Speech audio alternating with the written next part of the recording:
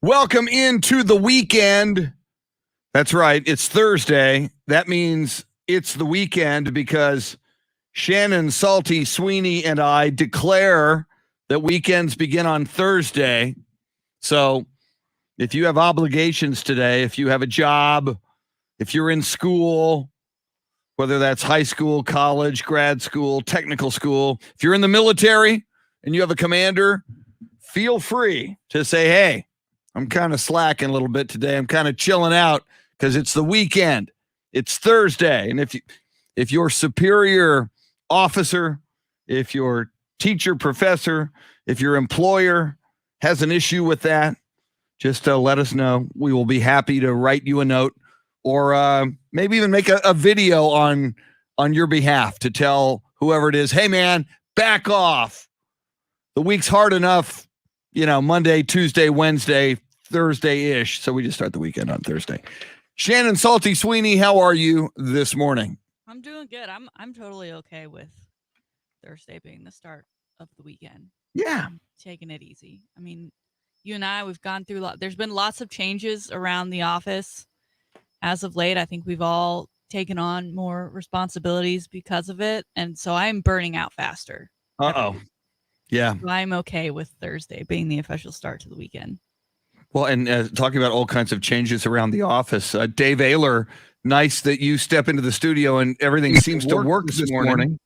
Not to don't jinx it. Don't jinx it, and I don't want to point any fingers at Jonas Clark. So don't jinx it. Thank you very much. Glad you spoke over my accusation of a coworker who. Well, here was the deal. Everything was going fine every morning. Nothing changed except a new guy doing new stuff with the board in this studio, and we love him. And he spent time in Austin at AM 1300 The Zone. We might have to get him on the show and have him speak for himself. He's worked on this show in this building. Jonas Clark now producing The Sports Grind, which is a great show in San Antonio with Mike Hardball Harge and Calvin Casey. But Jonas comes into the studio and God knows what he does. Can you, for the untechnical, and that would include me, Dave Ayler, what was the technical problem? How did you solve it? And now we're all good. So just thank you.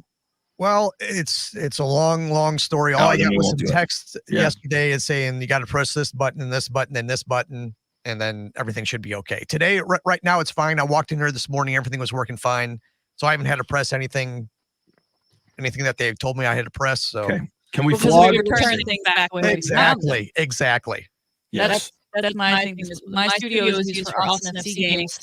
And, they're kind of on a random schedule. They had a game last night, and the gentleman who does the radio broadcast for us uses the studio. And I like it pretty dark. I don't turn the lights up all the way. It's still early in the morning. And I don't know what his light situation is, but he turns them off every time. I'm like, dude, if you haven't noticed, none of the lights anywhere get turned off.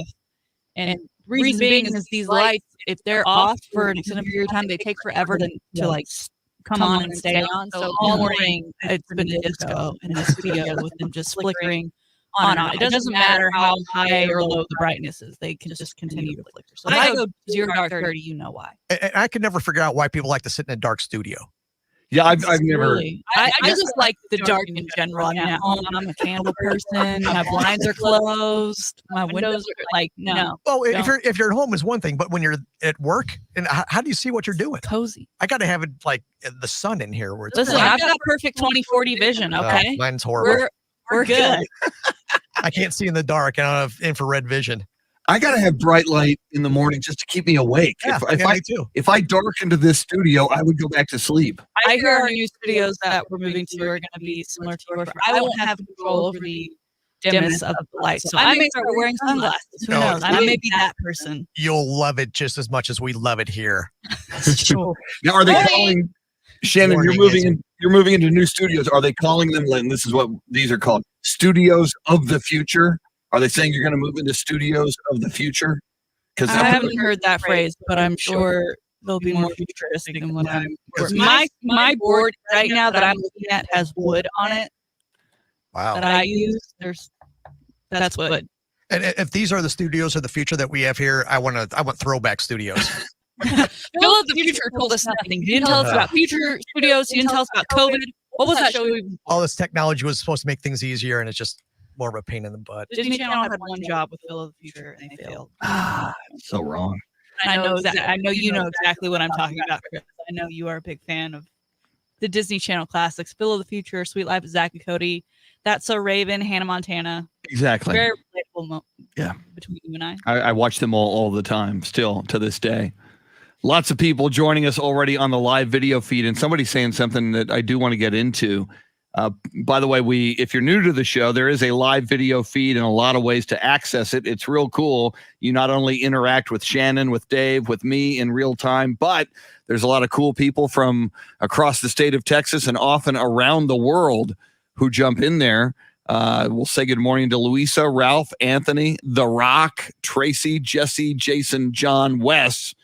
So either you can do it on Facebook, AM 1300 The Zone, or Ticket 760's Facebook page. There is a YouTube access to the live video feed, also on Twitch. Now, and I will get into this with you, Shannon. I notice Tracy says Jack Morris should be permanently banned from television. We talked about this yesterday, and there was a development yesterday during the day. Jack Morris, longtime superstar pitcher with the Detroit Tigers and some other teams during his career, 66 years old now. He's was a color analyst for the Detroit Tigers. And in a game between the Tigers and the LA Angels, Shohei Ohtani was at bat, and the play-by-play guy asked Jack Morris how he would pitch to him.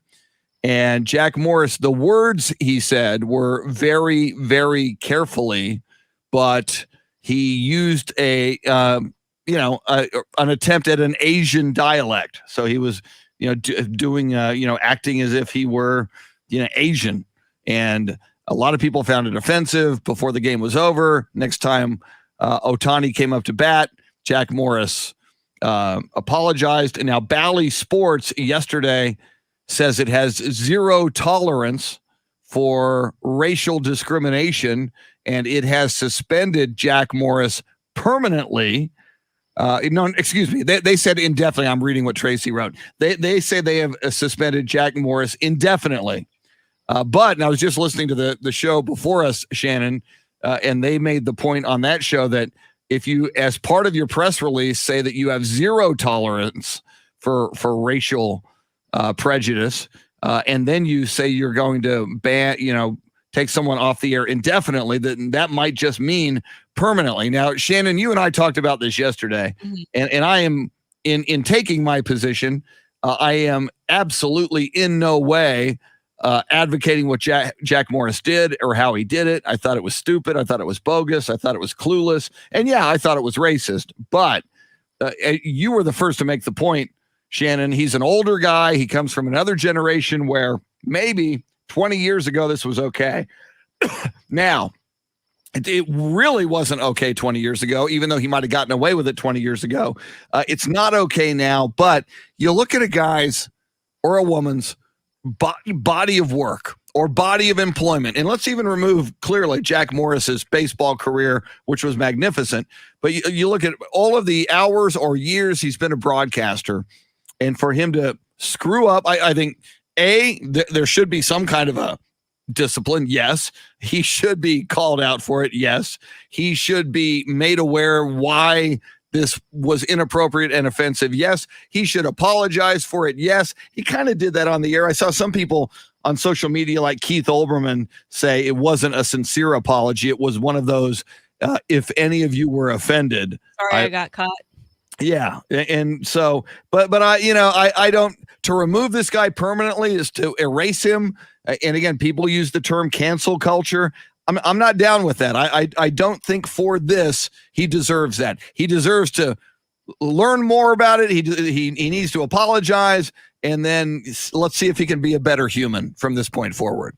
We all love redemption stories. And for whatever reason, we are in this culture now where we don't love them anymore because we won't even allow them to take place. But I do give props to Bally for, if that's going to be in your rules, that's going to be the way you run your company. If you have that specifically in your bylaws, then stick to it when something like this occurs. So I'm okay with the action that they, brought upon him, given that those were rules, and whether or not you choose to read the employee handbook, that's on you, but the rule was there. Also, like, people tell us all the time how lucky we are to be like doing what we do, and it's great and it's fantastic, but it's no secret that we don't get paid a lot of money, and that goes for like broadcasters across the board, from people like us who come on the morning and talk sports, to people who do these game play-by-plays on whatever level. And I think in where they are now, they know how many people would love to have this job and would love to do this job, and so they hold that against people who are already in it, to say, you can be gone in a minute because I can get somebody else to come fill in. Yeah. And so when the bigger guys who are making the big bucks already, or have been in it for a long time or whatever, make a mistake, it's easier for companies to say, we're paying you how much? And you just offended somebody? Nah, we're good here. We'll go get the 22-year-old who's just graduating college, who will get paid in the free food that they get served at halftime and in between innings. He'll take that and do the job, and won't be saying things like you were saying on air and causing a PR problem for us. We'll go get that kid. Wow. So, and that's maybe just my salty take on it, because I've been on that side of, you should be lucky that you're here. Yeah. No, and you make a great point. And in media across the board, in certainly in radio, but also in television, also in print journalism at newspapers. Yeah. I mean, there's been such a consolidation. And you said at the top of the show, they've more responsibilities to the job you do each day. There's often more responsibility. And again, that's not just radio, that goes with old jobs, but also, especially in media, there's been a push for more profits versus changing the way we used to do things. Newspapers, granted, they used to make a lot more money before the internet happened, but they used to be huge. They used to have tons of reporters. They paid a lot of personnel. There was a lot of overhead. They figured out, wow, we can do this job instead of with 60 reporters, we can maybe do this with like 10 or 15. And so the most important point I think you made was, Jack Morris is 66. So let's assume he's been at this for maybe 20 or 25 years, perhaps. So he was probably in under a different pay scale where they paid people differently. Yeah. And maybe he's taken some pay cuts over the years. I don't know, but it is so much easier. And it is a coveted position to be a Major League Baseball color analyst. And I mean, there's all kinds of baseball players out there who would be very, very good at it. Mike Hardball Harge, former professional baseball player. He'd be a tremendous, and he has been. I think he was doing some Round Rock Express games as a color analyst. So there's a gazillion qualified former baseball players out there, not named Jack Morris, who would kick butt at the job that Bally's could probably hire for, a third of what they're paying Jack Morris. That's a huge point. And that's not me, but like, I am a company woman. I love where I work. I'm very lucky. I do understand that. And I do just fine. But for the purposes of this story, I mean, I just think, like, again, there, and not to like diminish what we do, because a lot of people say, oh, I could do that. Like, no, you can't. Getting on live air, talking to thousands of people for 3 hours at a time every day is, it's even like when Chris is gone, like I work overtime because I am nervous about me holding it down. Like, that's just like, that's how I am. It's not easy to come in here and do this every day. And so that's not to say that, they get rid of this guy and they can just pluck any guy off the street and he'll be just as good. Like, no, that's not what we're saying here. But there are plenty of people out there who will put in the work and the effort and do whatever it takes. And they're willing to be paid less because that's the job they want. And, so again, I wouldn't be surprised if eventually they do pull in somebody else and he's a much younger guy. One other thing that's a part of something you just said that I think if you're not in broadcasting, you may not totally grasp it. Like you just said, we talk on the radio for 3 hours per day. we're going to occasionally make mistakes. It's like sometimes I get information wrong. You'll correct me. Dave will correct me. Our good friends on the live video feed will go, no, actually it's this statistic. And I love it. And I cop to it. And it's like, please, I want to get it right. And I'm a human being. The other thing is occasionally we'll say something really stupid. Not always, but if anybody taught, so a 9-inning baseball game for 162 games, and you're the color analyst, now and then you're going to say something stupid. Hopefully, you're not going to say something racist, which is what Jack Morris did. But see, the words were very, very carefully. Those are 3 words. He said 3 words, and he's gone. Now he tried a white dude. Caucasian trying to do an Asian accent, which was a stereotype, which is offensive to a lot of people, especially Asians. I get it.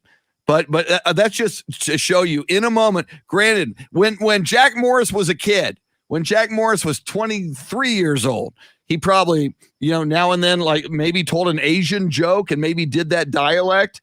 And that was somewhere in the recesses of his brain, I'm guessing.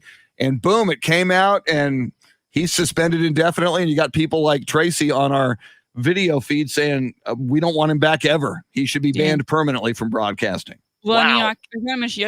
Over in Europe, when you go over there and you watch TV, like they don't bleep a lot of things, and as Americans, you're like, oh, what? They can say that on just regular old TV? And I think now with social media and you get more of that unfiltered audio and unfiltered takes or what at people's podcasts, right? They don't have to live by the FCC's rules. So I think some people are more okay with hearing that and then not really thinking as much because they're like, well, that's just his opinion. I don't have to listen to him if I don't want to. But then at the same time, people who may be taking part in some of those types of podcasts, but then also doing broadcast jobs where they do have to follow FCC rules and they do have to follow the rules of the company. Like if that line ever gets blurred, it can become more difficult to I mean, that's, I try to not curse anytime I have a microphone in front of me, podcast or not, because of what I do on a daily basis here with you. I don't want to, my goal is to have Dave to never have to hit the dump button because of something I said. There you go. And I know we're up against the break and we're going to break and we got the high five play of the day coming up. But, you talk about not cursing. When I watched, once again, the beginning of Hard Knocks opening scene, Mike McCarthy addressing the team with about 27 F-bombs in 3 minutes. And I'm thinking, how do you then go into a press conference and not drop 6 F-bombs? How do you do a television interview and not drop 3? It's amazing. It is amazing. If your normal way of speaking is to speak this way, and then you go on another broadcast platform and you're supposed to speak different, sometimes it doesn't always work. So very. I feel him. I can be a sailor at times. Yeah. So, all right. So there's that. Lots. Big show. Welcome everybody on the live video stream. The high five play of the day is coming up. It's a cool one. I think you're going to like it. A little bit later, the Salty Shakedown, which is always tremendous. Sports history, sports birthdays. Who was responsible for Kevin Durant leaving the Golden State Warriors? Kevin Durant and Draymond Green, who had the fight. Kind of a surprising answer to that question. It will also be part of our poll question this morning. We'll tell you about that coming up as well. Dave Ayler, your soundscape stylist, making the show go. George Thorogood, ticket giveaway in the 8 o'clock hour. She's the salty one. I'm Chris. It's the Chris Duel Show.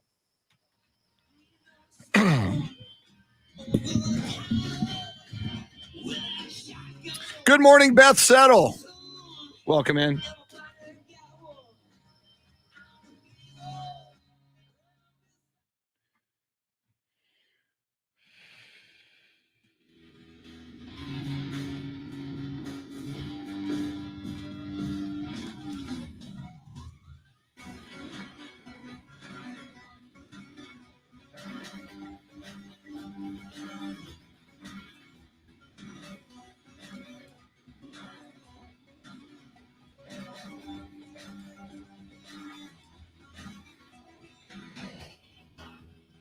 All right.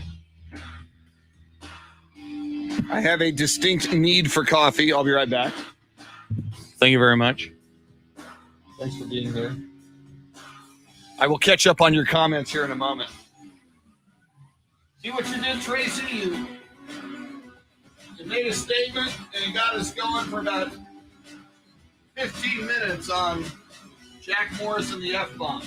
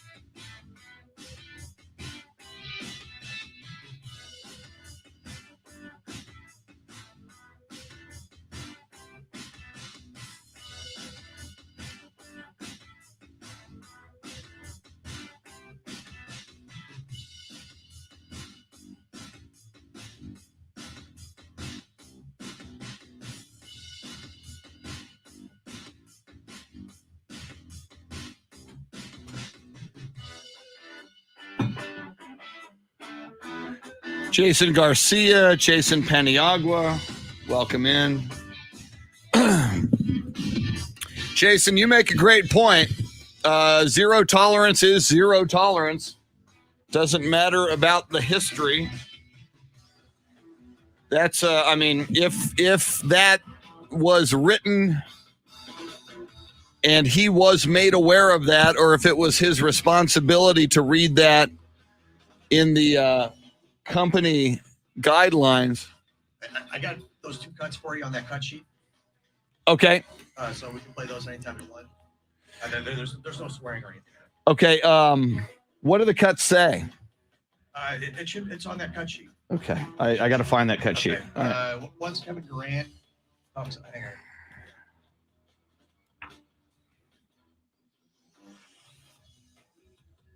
All right, I found it. Yeah, I just, and I know in this case, this one had like a gazillion F-bombs and was nearly impossible to edit by now. But it's like I'd much rather have like a 30-second or a 40-second chunk than a 12 and a 14. But it's what we got, so we'll do it. I can go through that and see if I can find something that's long. No, it's it'll work. We're gonna play both those in this next segment. Probably, yeah. Let's see how much time's left after high five, but probably, okay. Yes. And you want to go with Kevin Durant first, and then Draymond? Yeah. Okay. The order it's on there, yeah. Just for simplicity.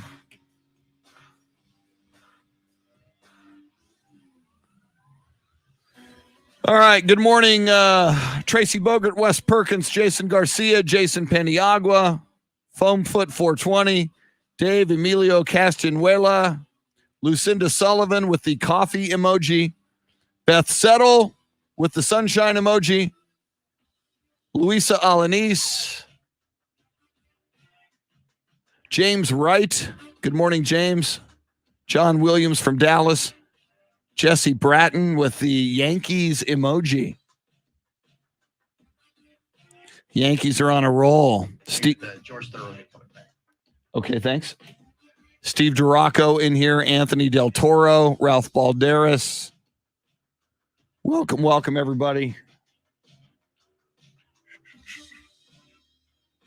Let's see. Let's do that.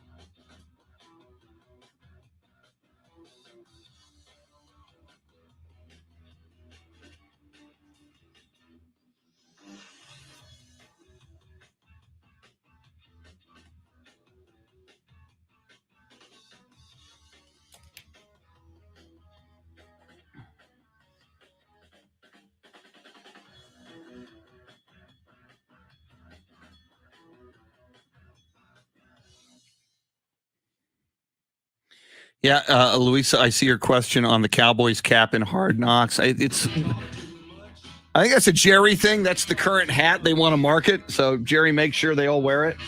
It's my theory. Good morning, Robert Armstrong.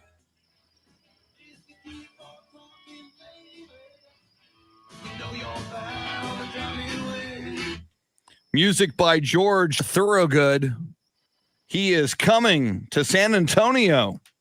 So even if you're in Austin, just hop in the car, come on down, see him at the Tobin Center. Now that concert's not until December, which is a little crazy, winning those tickets in August. But hey, man, plan ahead. Free concert tickets December 4th, a Tobin Center in San Antonio. We'll give those away in the 8 o'clock. Say again? 14th. Could have sworn I saw the 4th. Thank you for the correction. Yeah, we've got one of our items came in saying the 4th, but it is the 14th. So I wasn't totally in. So it was garbage in, garbage out. What we were sent said the 4th. Thank you. So I wasn't. So I didn't read the 14th, Dave, and just, middle-aged brain freaking out, turned it into the 4th. I actually did read the 4th, put it in my brain because, hey, man, I'm going to memorize that because we're giving away tickets all week. So I'm going to. We had a conversation about it. I was like, it's my dad's birthday. I can't go. Yes. Well, this changes lots of things. So, yeah, 14th. So who do we blame on that clerical error? Jonas Clark. Was it Jonas who sent that? Sure. We'll blame him for everything. One of the changes we've been going through is in our promotions department, right? And didn't he used to do promotions in Austin? Yeah, I took his job. And San Antonio. So I blame, if Jonas would have left that promotions department in both cities, because he did promotions in San Antonio. Well, I took over in Austin. I think I did a pretty good job while I was doing it. Did you do better than Jonas? Was it an upgrade when they went from Jonas Clark to Shannon Salty Sweeney? Did the promotions department at iHeartRadio Austin become significantly better? I mean, I'd have to say so. I mean, I got us to go on lots of trips. See, there you go. Take that, somewhere Jonas is sleeping, just minding his own business. I know, poor guy. Second segment, I am talking crap. Someone's woken him up. God, Jonas Clark. I love Jonas. He worked on this show a lot. Yeah. He is a great guy. But quit screwing with our board. He's a Browns fan. He's used to taking it this time of year. Yeah, he's probably already geared up for it. Yeah. Speaking of Browns fan, and we're going to do the high five play of the day in a moment. But on my Facebook page, they sent me. These videos show up on my Facebook page, and it suggests that I look at these videos. One of them was a college football game at Texas Tech. It was Baker Mayfield versus Patrick Mahomes. Mayfield playing for OU, Patrick Mahomes playing for Texas Tech. It was like a big shootout, and obviously Baker Mayfield, who left Texas Tech to go to OU, it was like a big grudge game for him. I didn't watch all of it. I watched like the first 20 minutes. And Baker throws an early touchdown pass, and obviously Baker Mayfield, big ego. It's all about me, pounding his chest, pumping his fist in the air, pointing across the sidelines. I guess at Texas Tech coaches. I don't know. So there's that. So when you said Cleveland Browns fan, it made me think of Baker Mayfield, and then it made me think of, I just saw him on that video. One other thing about Baker Mayfield, though, our good friend, the blue collar sports dad, Dylan Emery, who is an OU partisan. Apparently they had like military appreciation day at the Cleveland Browns training camp. So Dylan tweeted out a video of Baker Mayfield going over after practice and actually talking to and thanking and showing his appreciation for the troops and the military. So as much as I dog Baker Mayfield, if you do the right thing, especially you do the right thing for those who will serve, then we certainly need to thank you and call you out for doing something right. Listen, he is a Sooner, and that's one large hump to get over, but yes, he is a fantastic human being. When I met him, he was nothing but nice. Really? Okay. Chatted it up. Yeah, the only issue I had was when it was at his kids camp he was running here in town, and he was teaching him horns down, and I was like, well, that's a little inappropriate. In Austin. A little inappropriate. Yeah. But yeah, he's actually a really good guy, and I don't think he gets the benefit of the doubt a lot of times because of that Sooner scorn. And that scorn is real, and that scorn, especially if you're, if you grew up in Oklahoma, or if you grew up in Nebraska, or anywhere other than Texas and went to OU, I'm good. All right, enjoy yourself. When you're a Texan and you go to OU, that's total, dude. You must renounce your Texas citizenship. You're not a Texan anymore. You're not a Texan anymore. You can't get in anywhere. You're a traitor. OU is the only place you can go get your education. But you're a traitor. You're a turncoat. You're a scumbag. That's all I'm saying. But you did a good thing for the troops. So I'm willing to rethink you, Baker. All right. Need to meet him. I wonder if we ever give him a high five. We will pass out a high five right now. It is time for the high five play of the day.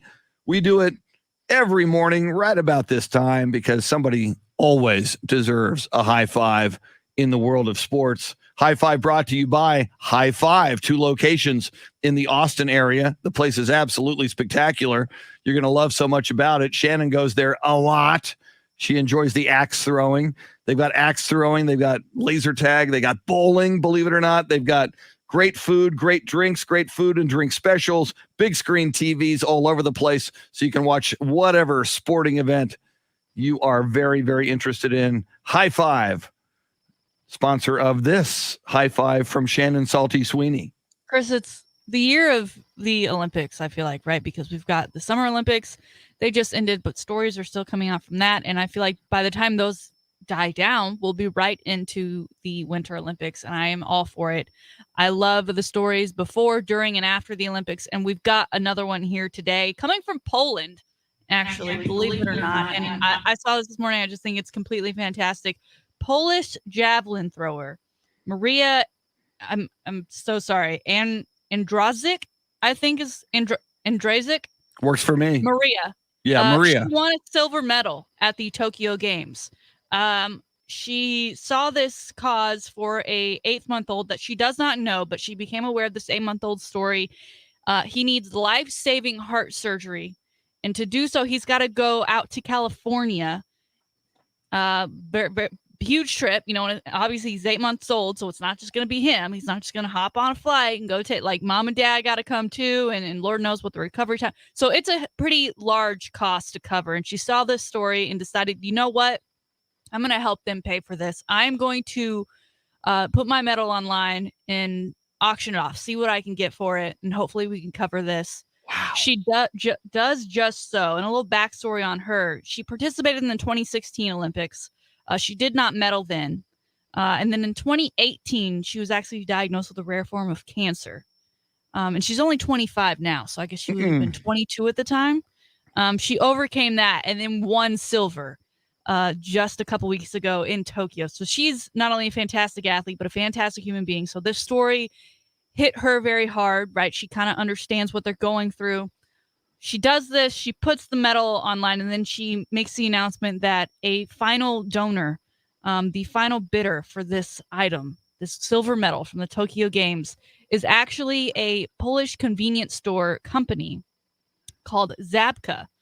And they put up the money. They said, this is fantastic. We wanted to do this. And oh, by the way, Maria, keep the medal. We don't want the medal. So this little boy is being taken care of.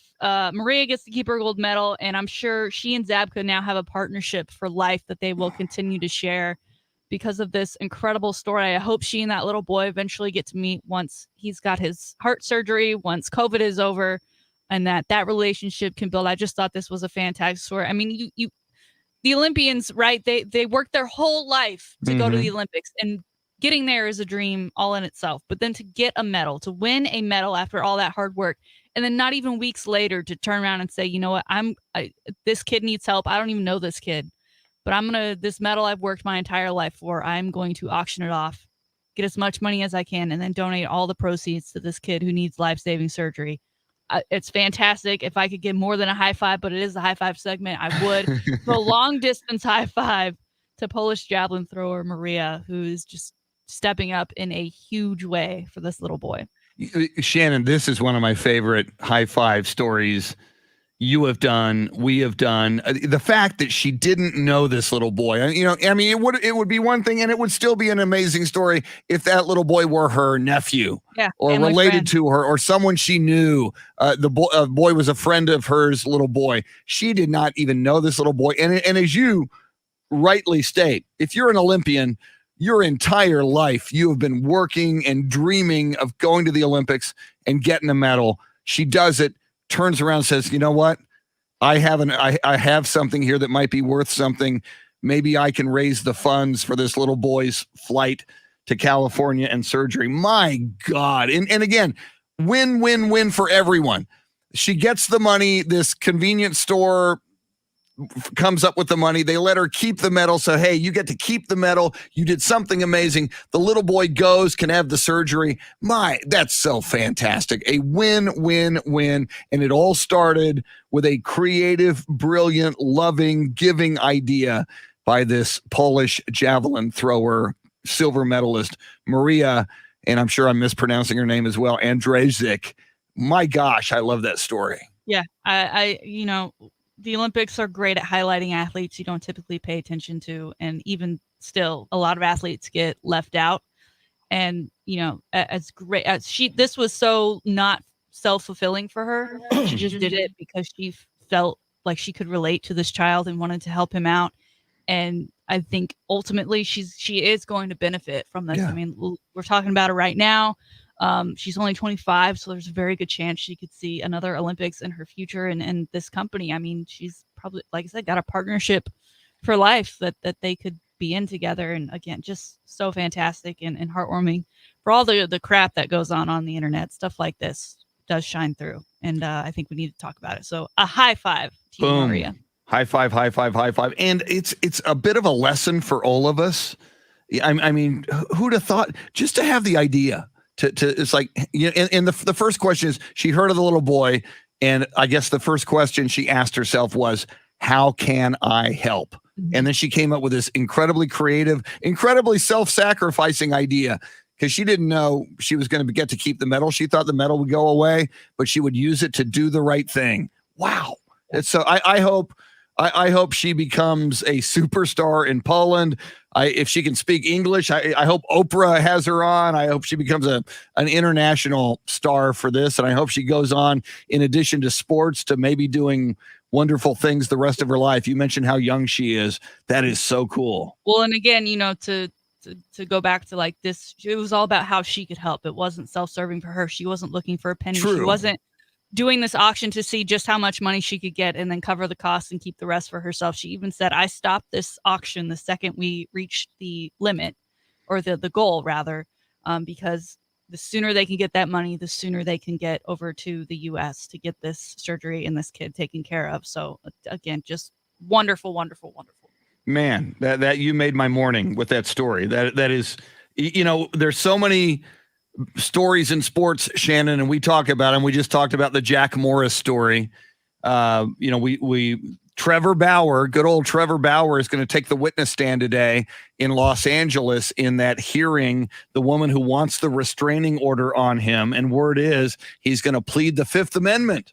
He doesn't want to incriminate himself. All he's going to say reportedly is, my name is Trevor Bauer, and I am a baseball player. I am a professional baseball player. That's the report is that's all he's going to say. He will answer no questions. Or did they say so he's still? Because I was going to say, in a week's time, that could not be true either. I mean, he could be lying on the stand. That's a good point. Do the right thing and just cut this guy. Yeah. So with all the negative stories we're going to get into in the next segment, this Draymond Green, Kevin Durant story, which I find very strange. And now they're together and they're pointing fingers elsewhere after they had a spat that had Kevin Durant not talking to Draymond again and leaving the team. And, it's not their fault. It's somebody else's fault. They point fingers. We're going to get into that next. So with all of that, for you to tell us a great story, a heartwarming story, a self-sacrificing story, outstanding. And you said it, we need more of those stories. We need more of that. And I totally agree. In a week where, if you're paying attention to all the news, you see what's going on in Afghanistan right now. There's such heartache. A lot of people who were living a relatively normal life, may die there under Taliban control. And there's politically, there's finger pointing at President Biden. There's finger pointing at previous presidents. So to hear some good news was really, really nice. Quick break. Lots more coming up. She's the salty one. I'm Chris. Big 7 o'clock hour coming up on the Chris Duel Show.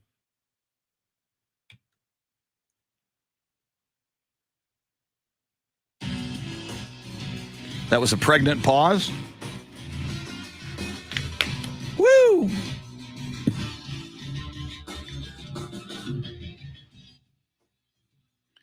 Yeah, and again, Louisa doesn't care for the cap they're wearing at Cowboys camp.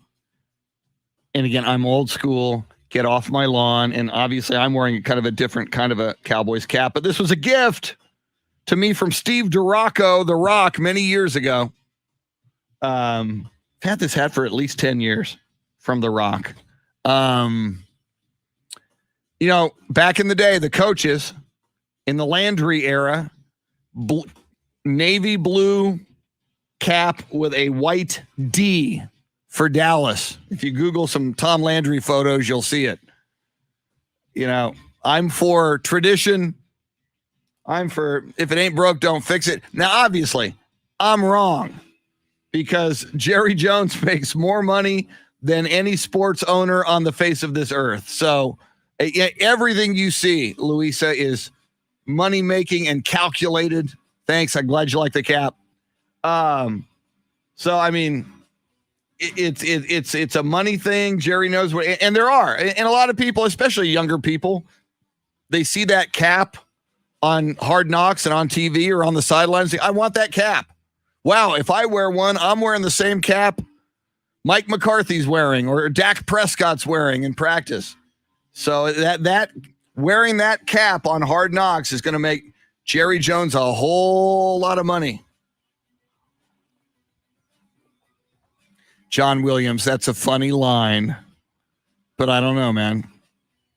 If Shannon is the salty one, then Chris is the spicy one. It's a funny line at 6:56 in the morning.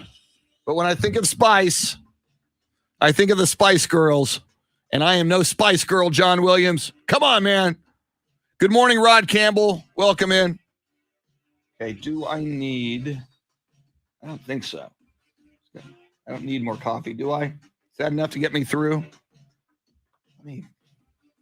Let me get some anyway, because really, there's no such thing as enough coffee. You want more coffee. You want maximum caffeine coursing through your veins.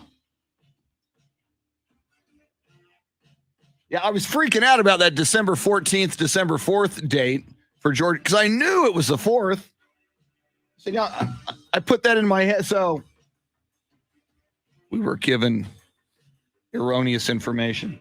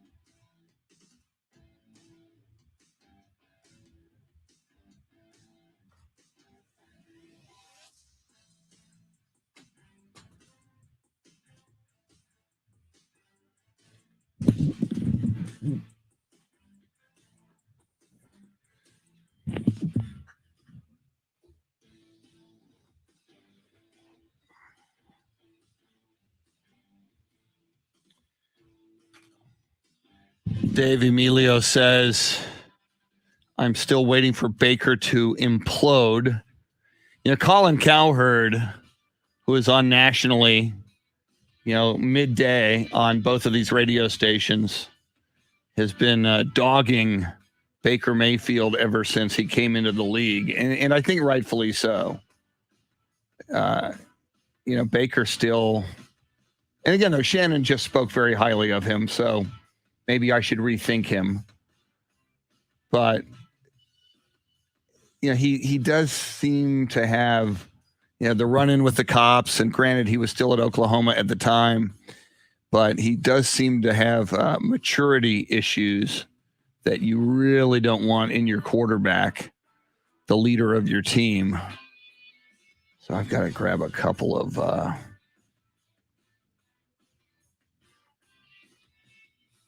oh, that was a mistake.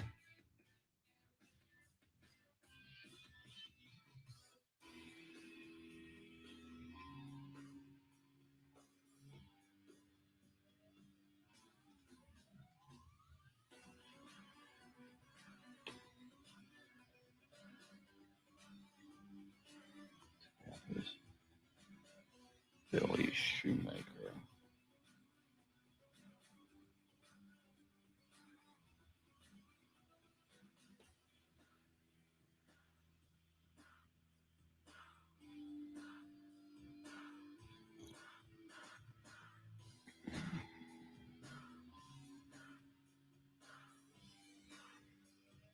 Today is Bobby Hebert's birthday. For you Cajun USFL fans, won the USFL championship with the Michigan Panthers, if I recall, would later play with the Saints. I think he is still the Saints radio color guy. Bobby Hebert. Morton Anderson, born on the same day. Wow. And Ron Darling.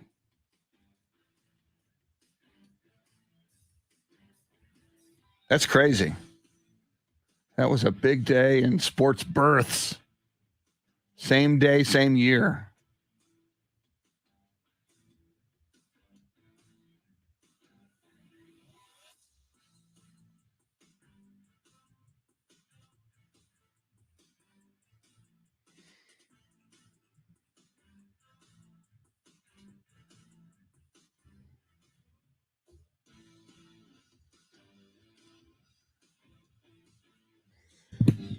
So clearly, since I didn't get to those cuts, we'll get into that now out of the gate probably. Thanks.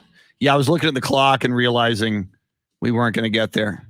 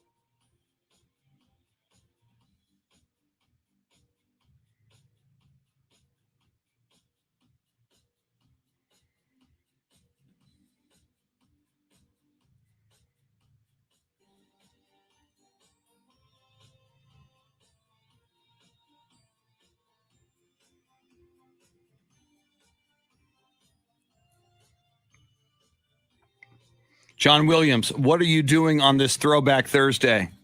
John, we're doing a radio show. And I'm wearing my throwback 10-year-old Dallas Cowboys baseball cap. And my beach t-shirt, which is kind of a throw forward because on the 13th or the 12th, September 12th, my last vacation of the year, and I know Shannon's taking one in September as well. I'm going to Port Aransas. Shannon's going to Orlando. I'm going to Port Aransas. And we're both happy. All right. Woo! Woo! Here we go. 7 o'clock hour.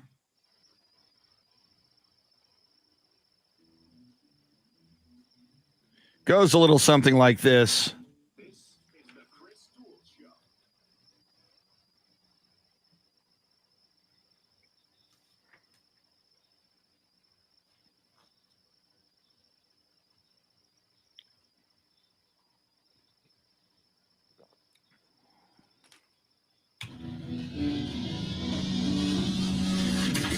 Now, Chris Duel. It is Thursday. It is a throwback Thursday. It is the beginning of the weekend because we say it is, because Shannon Salty Sweeney and I have just taken authority when it comes to weekends. So as we often tell you, if you have an employer, if you have a professor, teacher, military commander who has issue with you starting your weekend early, tell them to talk to us. We will write you a note. We will write you an email. We will write you a tweet. We will make you a video on your behalf. We would represent you in court, but we don't have legal licenses. But who knows? Maybe Thomas J. Henry might be a sponsor of the show. I hear his commercials on the air. I see his commercials on TV.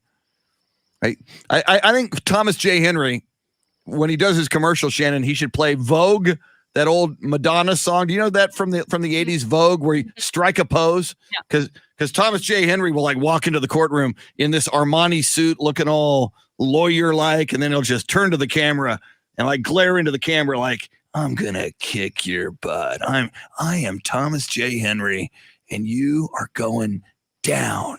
So yeah, I wouldn't want to face Thomas J. Henry in a court of law. I'm just saying. Is he really that good? Because I know a lot of lawyers advertise like if they don't win, you get your money back. So I guess I haven't heard him say that. I don't know. I guess you're a good lawyer if you're able to pay for all this advertising, because he has a lot. He sponsors a lot of things, and I think everyone knows his name.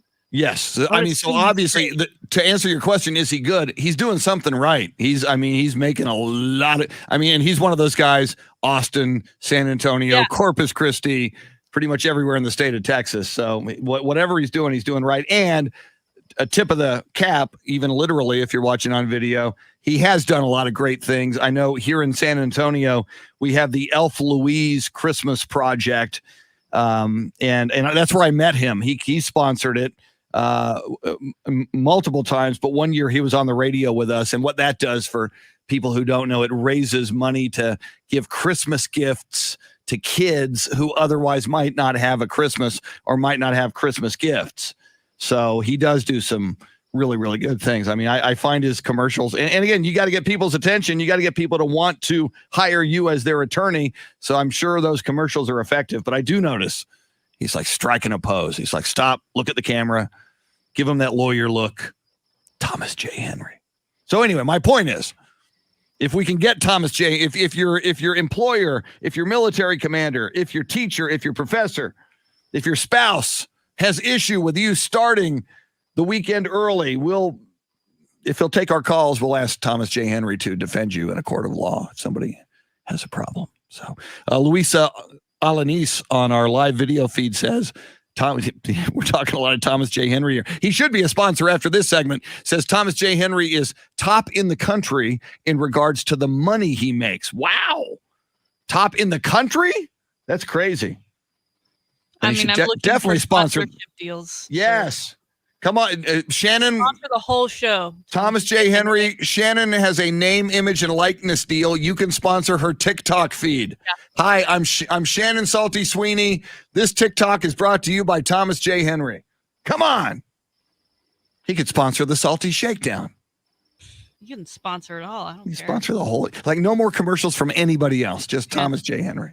I like our sponsors. I don't want that to happen. So, all right. All right, lots going on. Let me first set the table a little bit. We do take phone calls. I know a lot of you are waking up in the morning, and I know in San Antonio for many, many years, Mike Taylor, whom we love, the mayor of sports, didn't really take a lot of calls in the morning. It's just not the way he would do it, but heck, we do. So call us anytime if you hear something you agree with, you take issue with, you go, hey man, you're wrong, and this is why.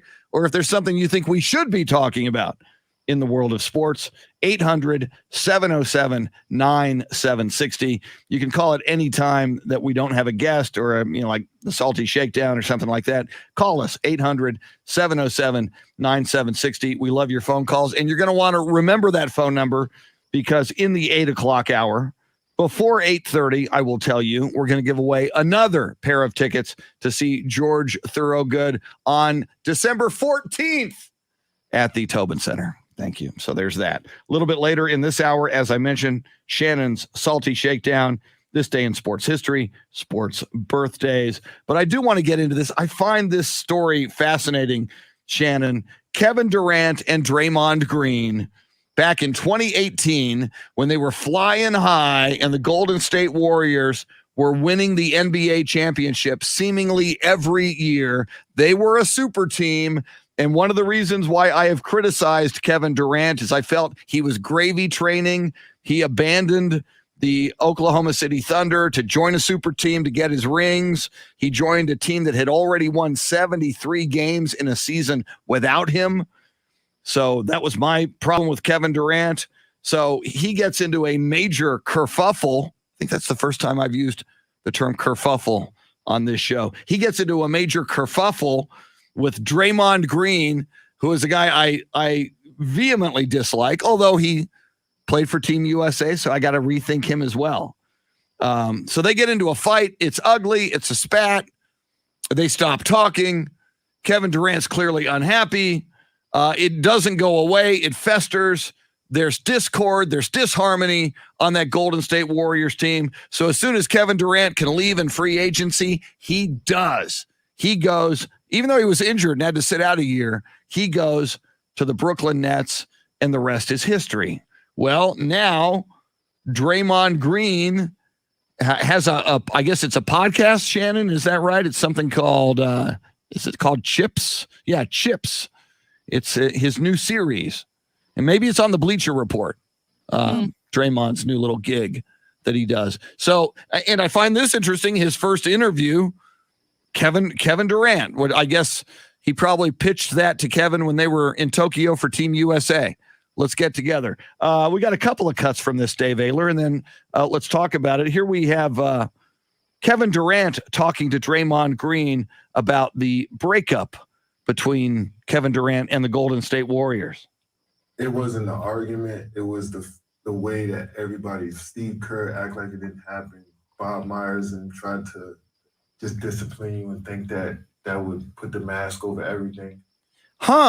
These two grown men had a spat, but it wasn't their fault. It might have been the coach's fault. Let's hear a little from Draymond Green talking about how management dealt with him when he was having this fight with Kevin Durant. They put me in that room at Signature for an hour and 45 minutes. And they tried to tell me, you need to apologize. And I told them, I'll talk to Kay, but y'all aren't going to tell me what I need to say. Okay, Shannon, excuse the term, but these are grown-ass men. These are multi-millionaire men playing in the NBA, winning championships. Yep. They have a fight. I'm assuming Draymond started it because Draymond's kind of he's Draymond. So they have a fight. We know Kevin's very sensitive. Over the years, we know that. So it festers. Kevin Durant eventually leaves, but now these grown men get together and go, hey man, it was management. It was, and we just heard Kevin say, I didn't like the way that, Steve Kerr just acted like nothing happened. And Draymond saying, I don't like the way Bob Myers, the GM, and Steve Kerr called me in and told me to apologize. What are Steve Kerr, the head coach, and Bob Myers, the general manager, supposed to do in this situation when two grown men, multi-millionaires on their team are having a spat? So they couldn't work it out between the two of them, and it's Kerr and the GM's fault. I can't understand this in any way. It's so didn't Kevin Durant end up going to the Warriors after a sit down with Steve Kerr, right? Like somewhere in the Hamptons, and they had a conversation, and I don't want to go because it's a super team. I just love the organization and I love the way it's run, and I want to play for Kerr. So then we just have this 180 here, I think, really just to make your version of the story come together, because I don't see how, again, they're grown men. They had nothing to do with, I didn't like the way that they just punished you and acted like they're literally saying, we wish they treated us like little kids and brought us into a room and sat us down so we could all talk about it and then hug it out afterwards. Instead, they let the heat keep rising because they just punished Draymond and then didn't really take care of the problem at hand. So that's no, Kevin, you wanted to change the narrative about your career and your dynasty, and that, okay, you went and you got your championship ring, so you have that. But people will always say you're a cupcake and you're a guy who went to the Warriors because you wanted to be on a super team. So now you leave to go to Brooklyn so you can do it in New York. You want to live in New York anyway, and you do it. You want to do it with one guy instead of three. Or, oh, by the way, you are going to end up bringing in a third guy, but it's going to look so that he brought himself in and not you making this super team. It was supposed to be you and Kyrie. It was just you and Kyrie that were going to get it done.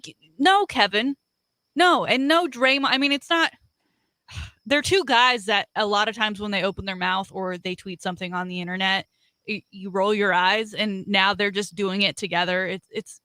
You're completely right. It's two grown men. They're pointing fingers for no reason at all. And it's not like it's going to change anything, or, again, they already make their millions. They're both on their perspective. It's fine. Why are we talking about this again other than just now I'm agitated is what it is. Yeah, neither of them, and again, they're grown men, neither of them want to take responsibility for this. The two of them had a fight. They had a spat, and it broke up the Beatles. It broke up the Golden State Warriors. Kevin Durant left. So now Draymond Green doesn't want Warriors fans thinking, I'm the reason Kevin left and we're not winning championships anymore and we lost the best darn player in the NBA. Kevin Durant, for whatever the reason now, doesn't want to take responsibility and say, you know what?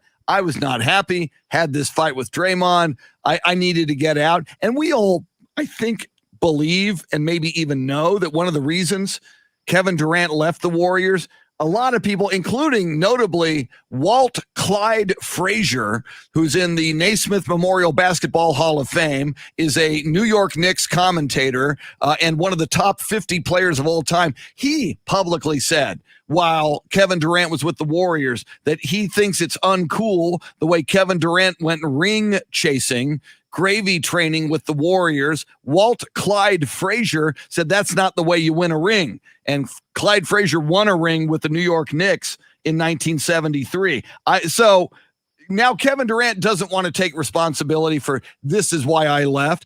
They both want to point fingers at Steve Kerr and the general manager, Bob Myers, and exactly what you said, Shannon. These grown men wanted someone to be daddy and to treat them better like little children, even though they're multi-millionaire grown men. Treat us like little children and let the little children, run the daycare any way they want. Imagine if you're Steve Kerr or Bob Myers and two of your superstars are having a fight and it's affecting the team. And clearly, another reason Draymond is the one who started it. He's the guy. They suspended him for one game, and they brought him in. They said, you know what, Draymond, go apologize to Kevin Durant. All right, let me give you a hypothetical, Shannon. You and I get into a fight. You and I do, and I started it. It's my fault. I started it. I am saying horrible things to your face, calling you out for things that clearly you realize you didn't do, and you're angry. I'm angry. And you don't want to talk to me. You don't want to talk to anybody associated with the show, not even Dave Ayler. What do you think management's going to do? Management's going to find out about it. They're going to probably come to me and go, Chris, you were really a jerk to Shannon. First of all, here's what we're going to do. We're going to sit you out one show. We're going to suspend you, take a show off, and be a man, grow up, and apologize to Shannon because you started this. You said things you shouldn't have said. You don't treat a colleague, a coworker, or a friend like that. So what that would be, that's management. That is advice, good advice, and a good choice to make by upper management. I believe that's the way it would play out.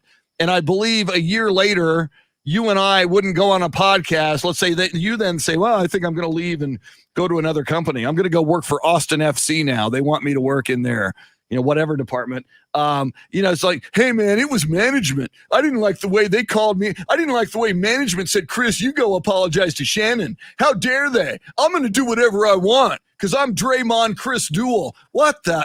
You are petulant children. Draymond Green and Kevin Durant. And I was just starting after the Olympics and Team USA. They won it for America. They won the gold. They did Coach Greg Popovich a solid. I was beginning to rethink Kevin Durant, and I'm still doing it.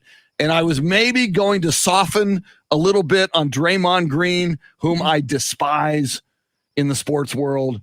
After this, Shannon, I think I'm back to being close to where I was on both these guys. It's a complete and utter lack of self-awareness. From that very moment when you didn't have the manliness or whatever, or the forethought to think we should settle this, however, without trying to bring management into it, to now to answering this question that I didn't realize anybody was asking. Like, who's been asking? Who really cares?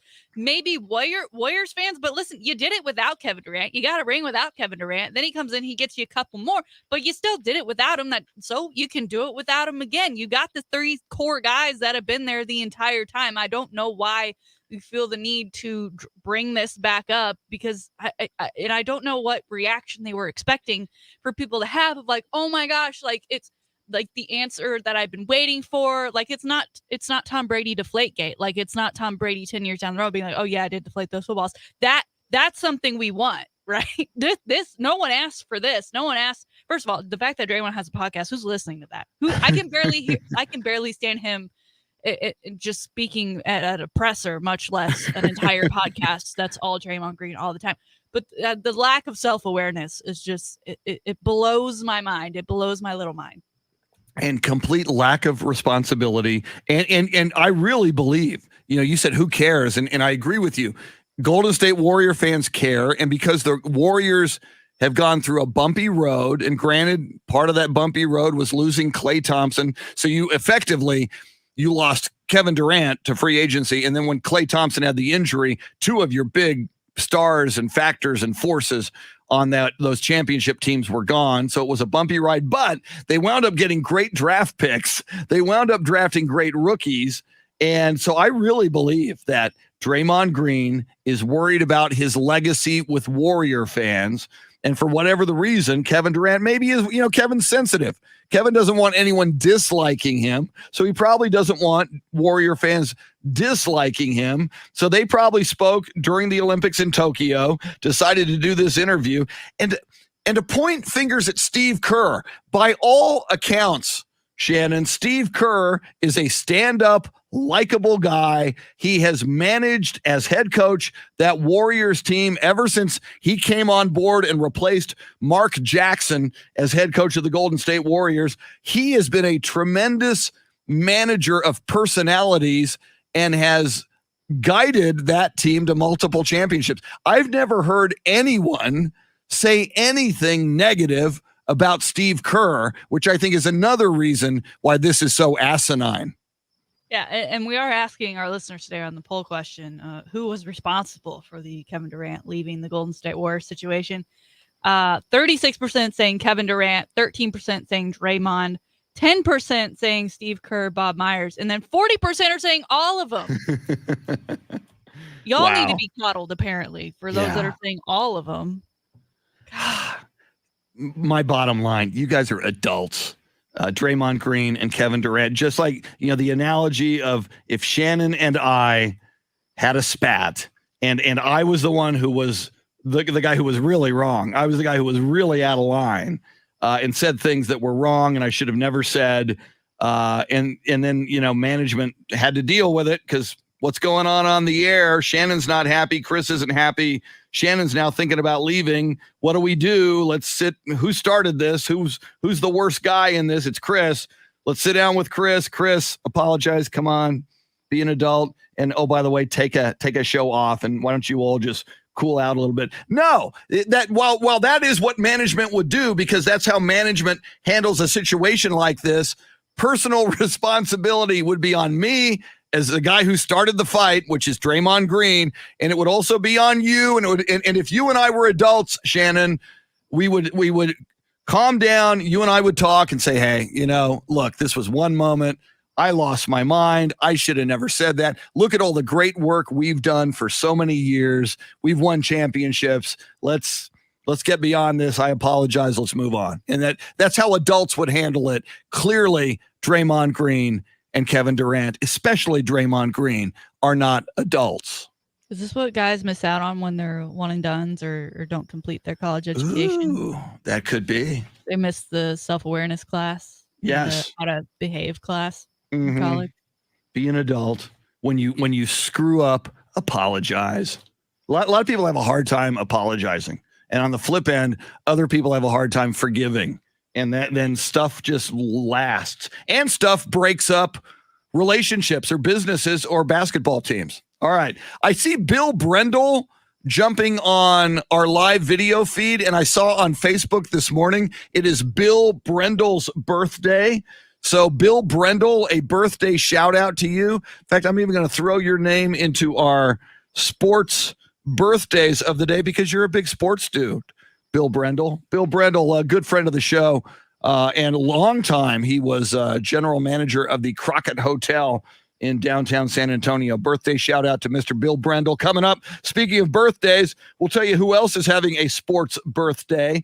This day in sports history, the Salty Shakedown, which has been en fuego lately. How salty will it be today? So salty that Jerry Jones would be scraping some of the salt off of his breakfast egg McMuffin.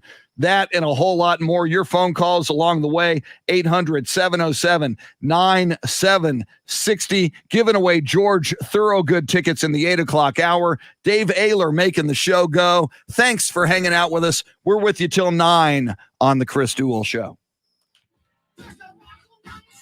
Happy birthday, Bill Brendel.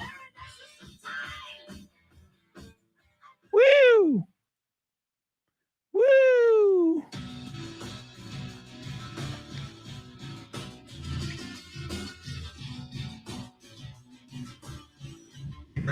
Yeah. I managed to pull another cut out of that thing. I think I got all his F-bombs out of there. So if you want to address this next hour, I'll have another cut ready for you. Yeah, since you have it, because it's a pretty, it's like the number 1 or 2 story on sports websites. It's him blaming, everybody except themselves.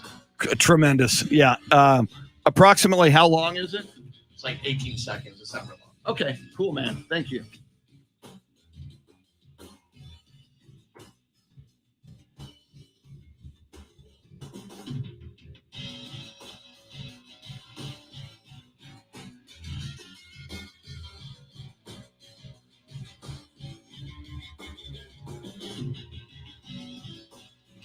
Hey, Jason, is today Dylan Emery's birthday?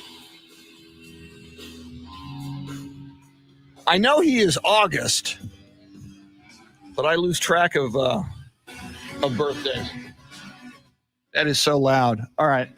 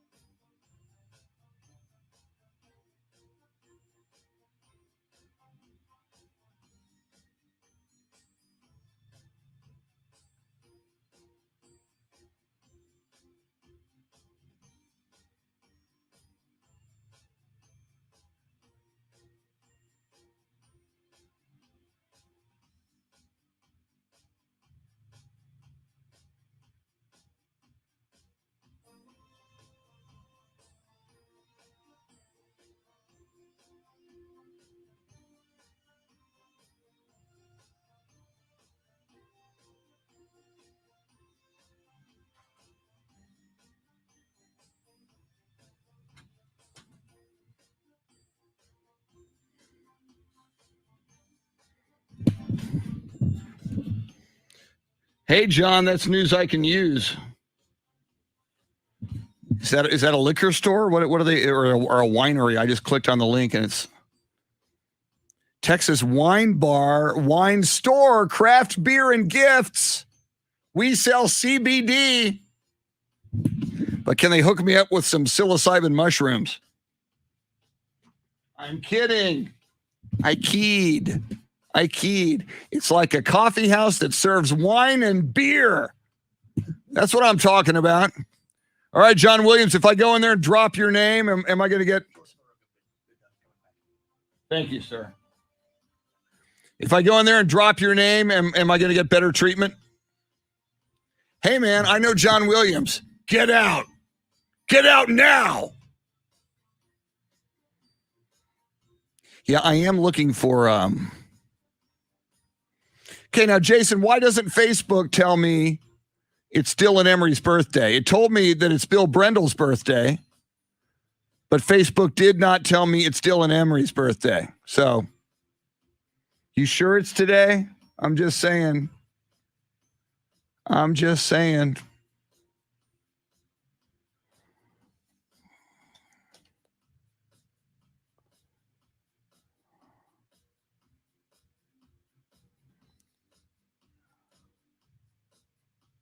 So yeah, I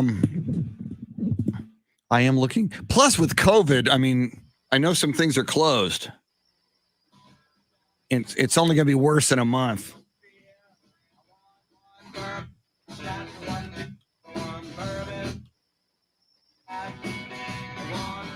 One bourbon, one scotch, one beer. That may be my favorite George Thorogood tune. If I am there at that concert in December, that's going to be one I'm looking forward to. We are giving away George Thorogood tickets in less than an hour. Less than an hour. You're going to want to remember the phone number, 800-707-9760. You also use that number if you want to talk with us. It's the Chris Duel Show with Shannon Salty Sweeney.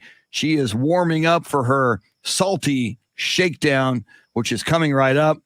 And apparently, Dave Ayler has also found additional audio from the Draymond Green podcast. I don't think I'll be subscribing to that, but we've been talking about that. That's a big story, and it's trending across most of the major sports websites and social media this morning. Draymond Green and Kevin Durant don't blame themselves for Kevin Durant leaving, therefore the breakup of the Golden State Warriors. No. They blame Steve Kerr and Bob Myers, the general manager. Unbelievable story. Well, we're probably going to dive back into it. We will talk football. There's all kinds of other stuff going on in the world of sports that we will get into. What up with the Houston Astros? They lose again last night. This is while some teams like the New York Yankees are on a roll. I think Yankees have won 9 in a row. And they've now moved into sole possession of at least the wild card position. I think they're now just a few games out. Astros, who did not make a major acquisition for a big-time pitcher at the trading deadline, they're kind of floundering, and it's got me a little bit worried. We'll get into that probably as well. Lots going on between now and 9 o'clock. As I mentioned, we are moments away from the Salty Shakedown. Before that, sports birthdays, and this day in sports history. This day in 1951, owner and promoter of the St. Louis Browns baseball team. Yes, that was a baseball team. In 1951, Bill Veeck sends a 3'7" batter out to pinch hit because he knew it would kind of throw off the whole strike zone. So he goes out to pinch hit, and he walks on 4 pitches. Every pitch was the ball. That 3'7" batter was Eddie Gaedel, who I believe to this day is the shortest player ever in Major League Baseball. See, it is not Jose Altuve, who is listed at 5'6", but people who stood next to Jose say he's more like 5'4". And I love Jose Altuve. Perhaps my favorite. He is my favorite baseball player ever, thanks to Johnny Bench being a real jerk when I once met him in person. Not that I can't let it go. Not that I can't get over that and have to keep referring to it. Back in 1982, on this day, August 19th, 1982, Ronaldo Nehemiah, track and field of the United States, sets a record in the 110-meter hurdles. He ran that race in 12.93 seconds. And if you're an NFL football fan, you may remember that Ronaldo Nehemiah, known as Skeets Nehemiah, did for a short period of time play football with the San Francisco 49ers. They were hoping to make him into like a Bob Hayes, who ran track in the Tokyo Olympics in 64 and was the world's fastest human at the time. And Bob Hayes, now a Hall of Famer, revolutionized how defenses had to cover. Zone defenses had to be created just because of Bob Hayes, because one-on-one dudes couldn't stay with Bob Hayes. On this day in 1984, the PGA Championship at Shoal Creek is won by Lee Trevino. I loved Lee Trevino. He won it by 4 shots over Gary Player and Lanny Watkins. Lee Trevino called himself Super Mex, and he had a golf baseball cap, a black one with a golden sombrero on it, which I always thought was so cool. I love Lee Trevino. Finally, on this day in 2018, a big day for Novak Djokovic. He beats Roger Federer 6-4, 6-4 in the final of the Cincinnati Masters, becomes the first player to win all 9 Masters tennis tournaments and his 1,000th tennis tournament victory since the series started in 1990.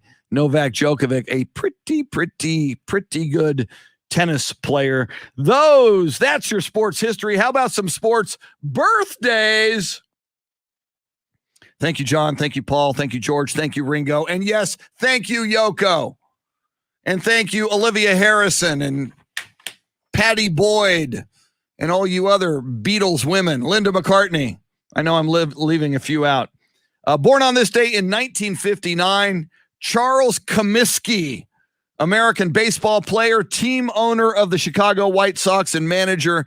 They named a park out of him. It's still there. It's where the White Sox play, Comiskey Park.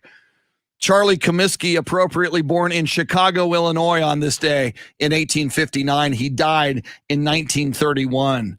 Speaking of 1931, born on this day in 1931, Billy Shoemaker, a legendary horse racing jockey, American Racing Hall of Fame jockey, 8,833 career victories. You bet on Shoemaker's horse, you came away a winner a lot. He won the Kentucky Derby in 1955, 59, 65, and 1986. That's a long span. Thank you, Wilbur. Thank you, Seabiscuit.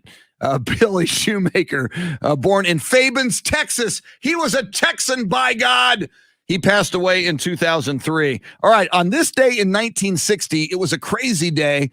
3 dudes were born who became big-time professional athletes. First of all, born on this day in 1960 in Cutoff, Louisiana. I'm not making it up. That's the name of a town, Cutoff, Louisiana. Bobby Hebert, who would coach the Michigan Panthers to the USFL championship, later play for the New Orleans Saints at quarterback. I believe he is still the radio color commentator for the New Orleans Saints. Happy birthday, Bobby Hebert. Born on the same day, the same year, Morten Andersen, one of the greatest NFL kickers ever, born in Copenhagen, Denmark. I bet you didn't know he was born in Denmark. And finally, born on this day in 1960, same day, same year as Bobby Hebert and Morten Andersen, Ron Darling, American baseball pitcher with the New York Mets, born in Honolulu, Hawaii. And of course, our final sports birthday of the day, Bill Brendel, who I have gone to many sporting events with. I was at Scorpions games when I used to be the PA announcer for the San Antonio Scorpions at Toyota Field. Bill Brendel would come on in and with Tom Duff, and they give me illegal beer that they were drinking. And I've also been to many San Antonio Commanders games. Kind of interesting games that Bill Brendel and I go to. Those teams go out of business. So if you see us at your sporting event, you will probably want us to leave. Those are your sports birthdays. That's your sports history. It is time, ladies and gentlemen, boys and girls, for the moment you've been waiting for. Jerry Jones loves it because he can't get enough salt. Here it is, your salty shakedown. All right, we talked NBA 2K yesterday and a little Kevin Durant because he was making a case for himself to be a 99 rating on the game, one of the highest you can get. Only one person has ever been 100, and that was Shaquille O'Neal back in 2002. And Chris, we have seen some of the ratings. They have started to trickle out, KD being one of them. The highest rating for this NBA 2K 2022 game to be dropped later this fall is a 96, Chris. Wow. With the names including Kevin Durant, LeBron James, Steph Curry, and our man Giannis. Nobody gets a 99. Not even Kevin Durant, not even the guy on the cover, not Luka, not KD.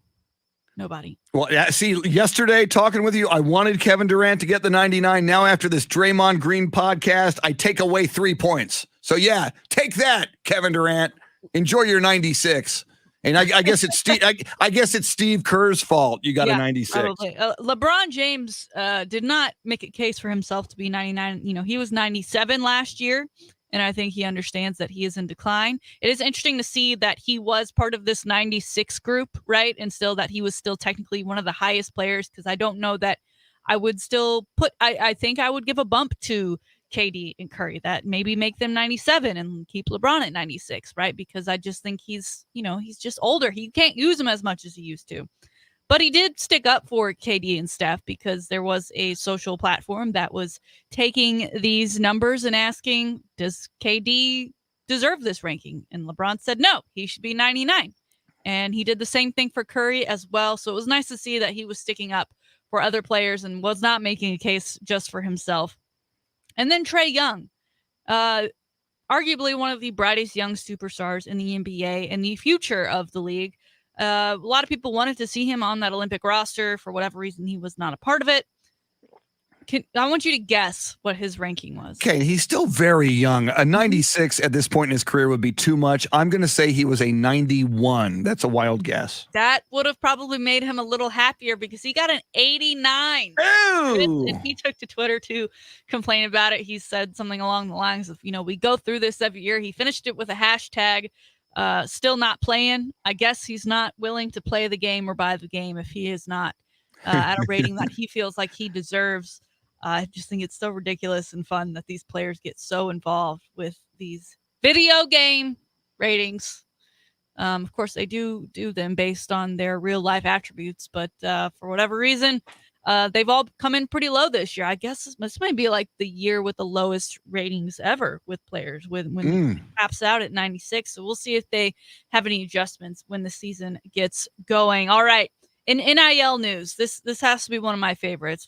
We've seen some pretty great partnerships. We've seen some that don't make a ton of sense. We've seen Quinn Ewers leave high school early to go on to Ohio State so he could start making money for his family. He's yet to take the field. He's not even really much of a freshman, but whatever. He's doing it. He's up there. He's already been practicing. So we'll see if that investment with that company is worth it for them when Quinn Ewers finally does take the field. Now, another freshman, an Alabama freshman who has yet to take the field, has a new deal, Chris.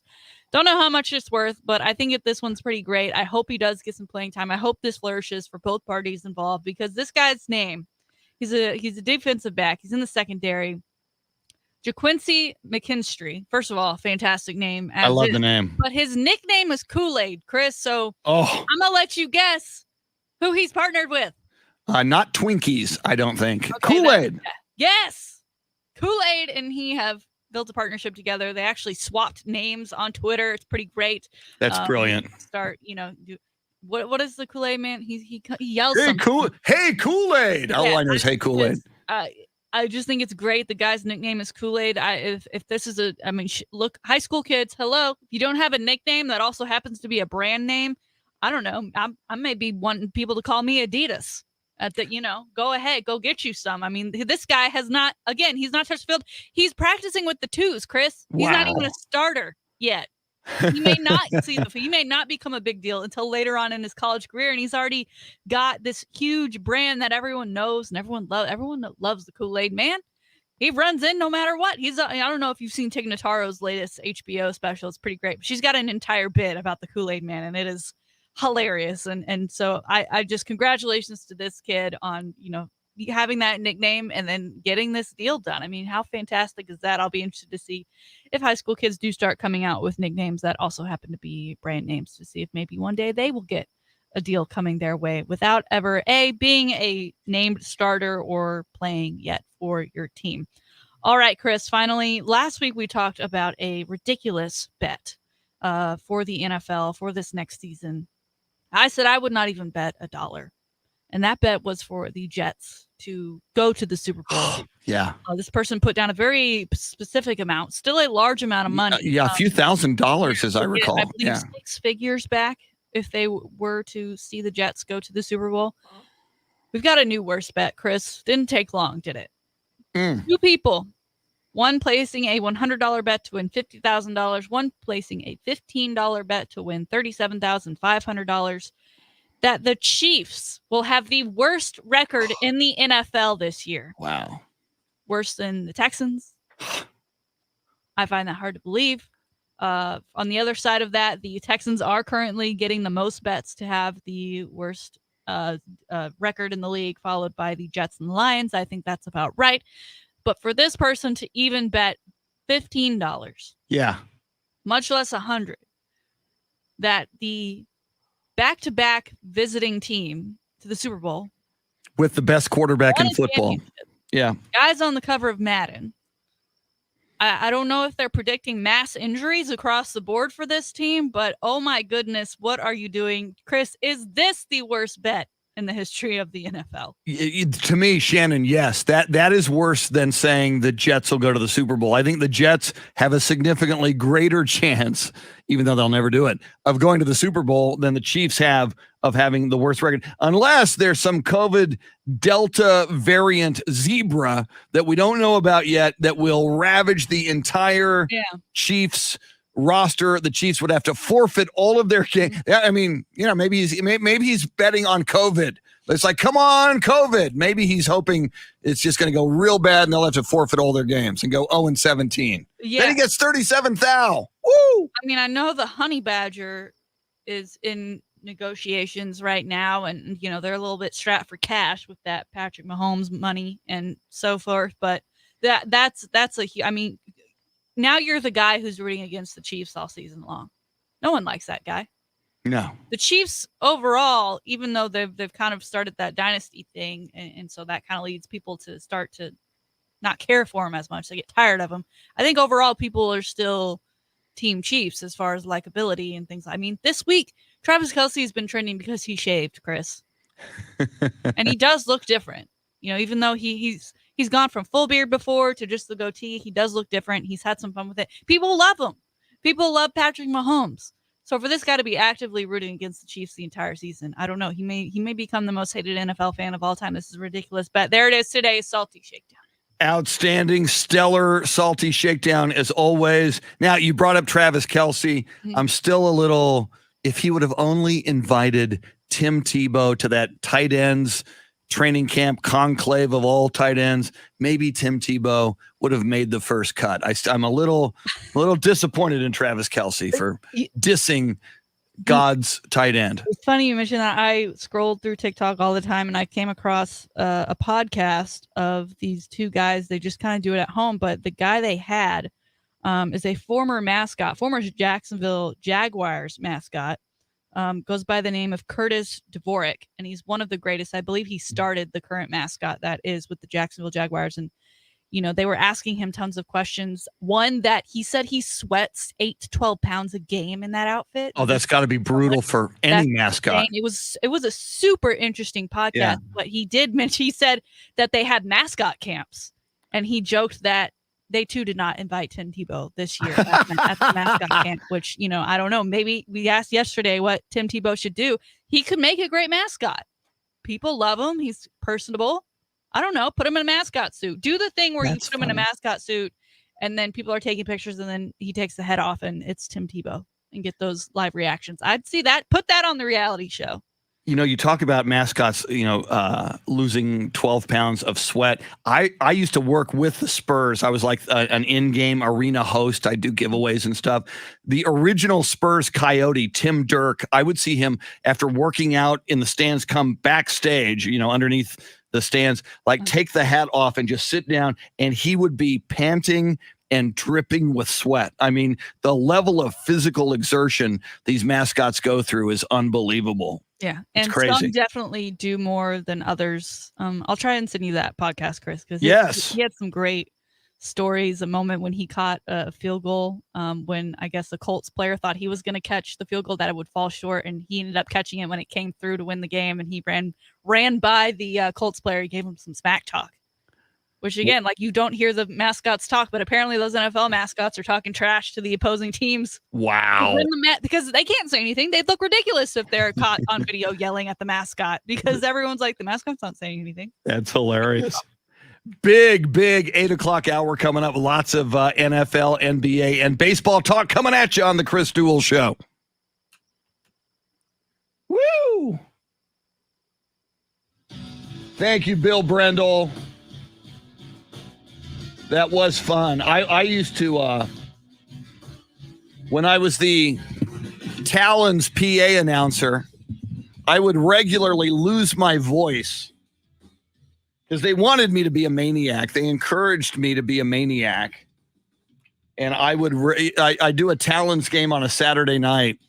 Sunday morning, my voice would be gone, and which is great if you work in radio, and it wouldn't be back until Wednesday. So, but yeah, that was a lot of fun. The opening game, I forget the name of the owner of the Talons. He said, I want you to keep insulting the other team throughout the game. Just when they make a bad play, call out that player, make fun of him. So I did. And it was a big hit, but that team complained to the league, and the commissioner said, we will fine the Talons if you don't get that PA guy in line. You cannot make personal attacks on opposing players. So that lasted for one game, but it was fun.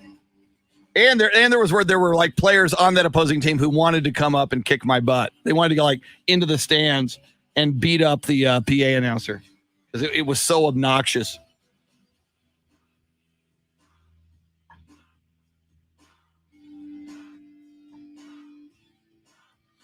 I am just guzzling coffee this morning. Jason Paniagua, as a Raiders fan, I support these bets.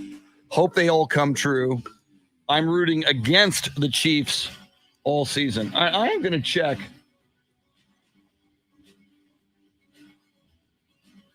I don't know why Facebook isn't telling me that it's Dylan Emery's birthday if it is. Jason, you better not be giving me fake news, man. I will call you out just like an opposing. Okay. Now, Facebook tells me it's Bill Brendel's birthday.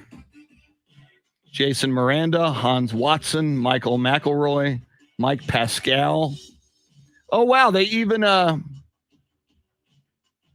there it is. Dylan Emery. There it is. I missed it somehow. And Kerry Clack. All right. I will correct the record.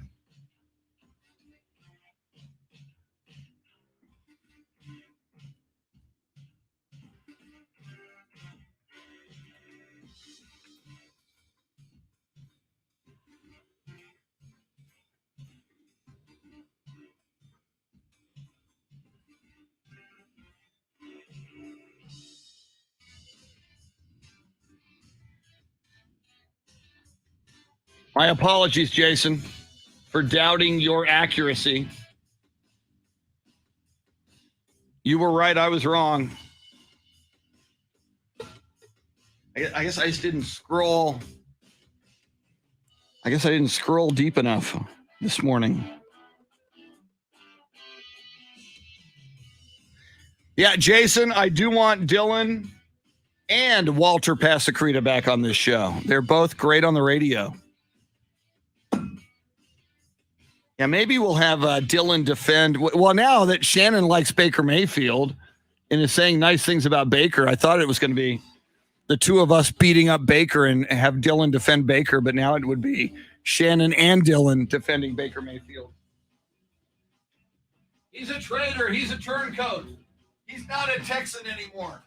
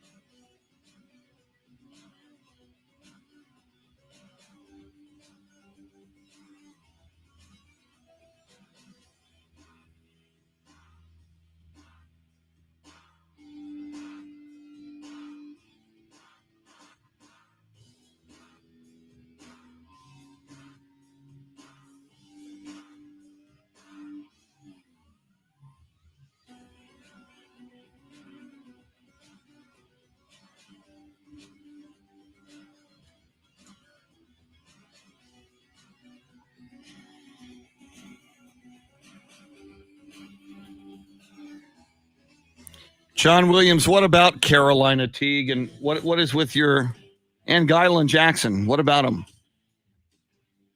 It's not their birthday.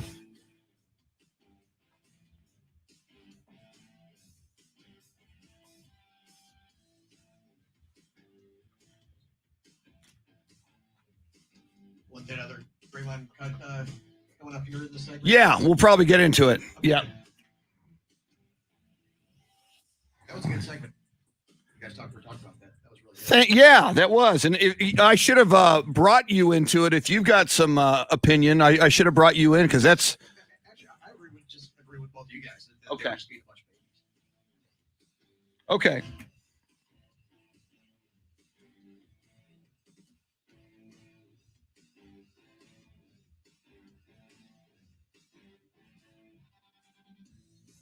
And basically, this cut is just Draymond saying that, when they told him he needed to apologize, Draymond says, "You were going to F this up. You were going to F this up." Which is basically him saying, "You're going to F this up a bunch of times." Yeah, and I heard a call, too. It's like, I don't do what you tell me. I do what I want to. It's like, you're such an ass.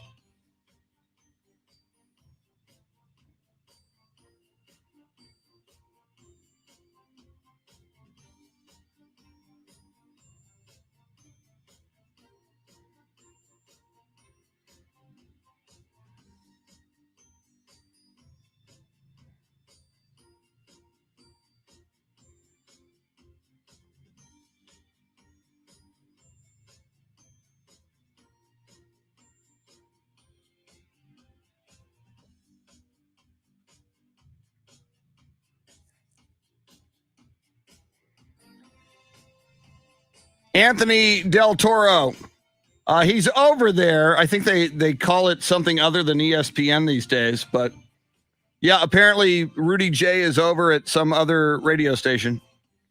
Obviously, I don't listen because I'm doing this. Jorge says, my Rangers need pitching, not a new station.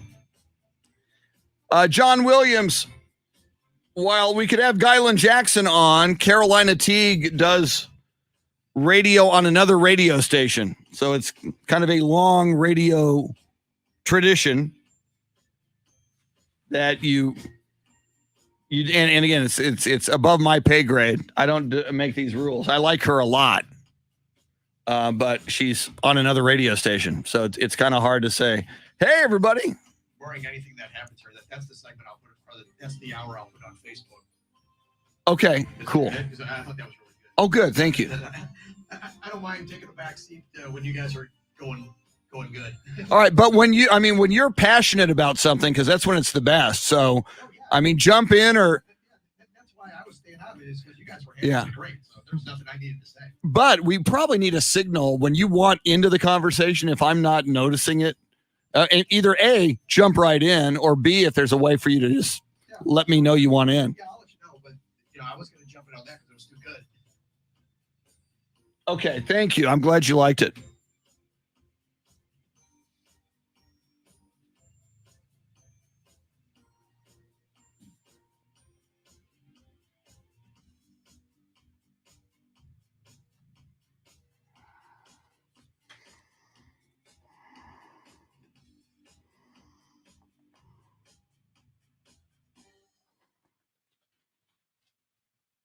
Here we go.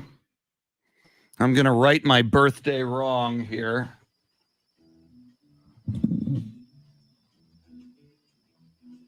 This is the Chris Duel Show.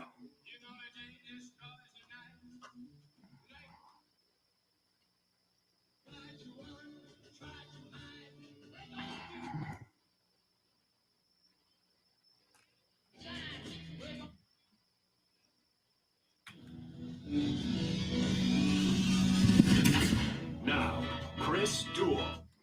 Draymond Green, Kevin Durant, grow up. Take responsibility for your own actions. Don't be pointing a finger at Steve Kerr or the Warriors general manager, Bob Myers. And I do want to get back into that with Shannon here in a few minutes. All right, you just called out Steve Kerr and the general manager of the Warriors. And you said, oh, it's all your fault, not ours.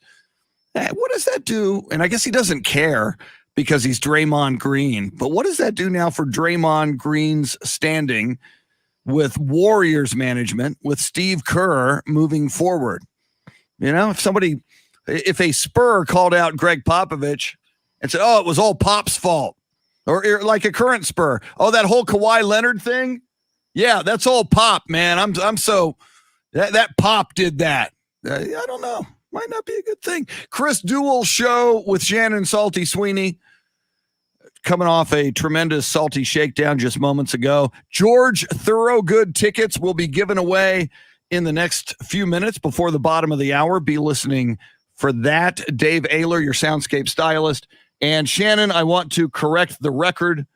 And somebody called me out on because I looked at this morning, I looked on my Facebook birthdays, because sometimes there's a birthday of either a listener or somebody our audience might know. And so this morning I looked on Facebook birthdays of people who are Facebook friends of mine, and I saw friend of the show, watches us on the live video stream, listens on Ticket 760 and AM 1300 The Zone, Bill Brendel. So in the sports birthdays, I said, happy birthday, Bill Brendel. And then somebody on the live video stream said, wait a minute, what about the blue collar sports dad, Dylan Emery? And I said, well, it's not his birthday, because I know he's a Facebook friend. And this morning I didn't see his birthday listed among my friends, but it was Jason Garcia who called me out and said, dude, you're wrong. Fake news. Check your facts. So I went back and I scrolled. I thought I saw all the birthdays this morning.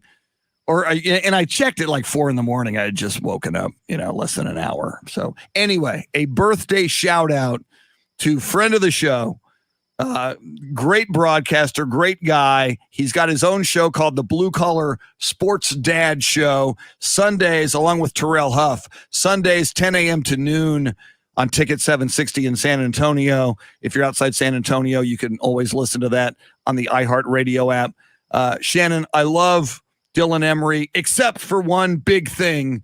He's a huge Oklahoma Sooner partisan, and he won't shut up about OU. He's in your face. You wait for this college football. If they're as good, they're like what, number 2 now in the AP. If they're as good as they're supposed to be, you're going to want to strangle Dylan Emery before the season is over. Listen, I have had Sooner coworkers before, and I find it quite enjoyable because there's nothing better than some friendly rivalry trash talk.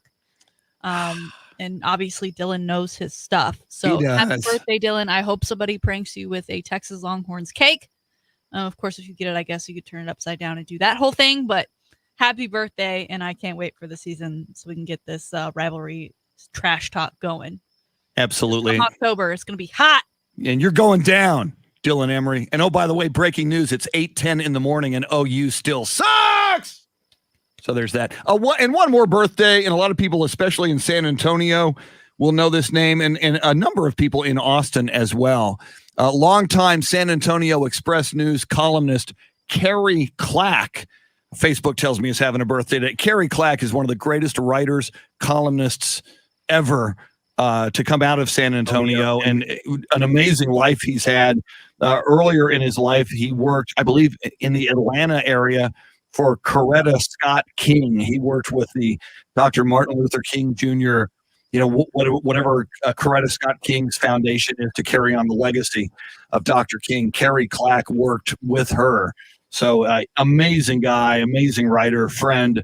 Happy birthday as well to Carrie Clack. And Carrie's a huge Cowboys fan. I've had Carrie on when I used to do news talk radio, I would have Carrie Clack on the radio a lot to talk news and his columns. And he's a huge Cowboys fan, so we would always eventually talk Dallas Cowboys. Yeah, Carrie's just a great, nice, down-to-earth guy. Yes. He's just one of the nicest people I've ever met.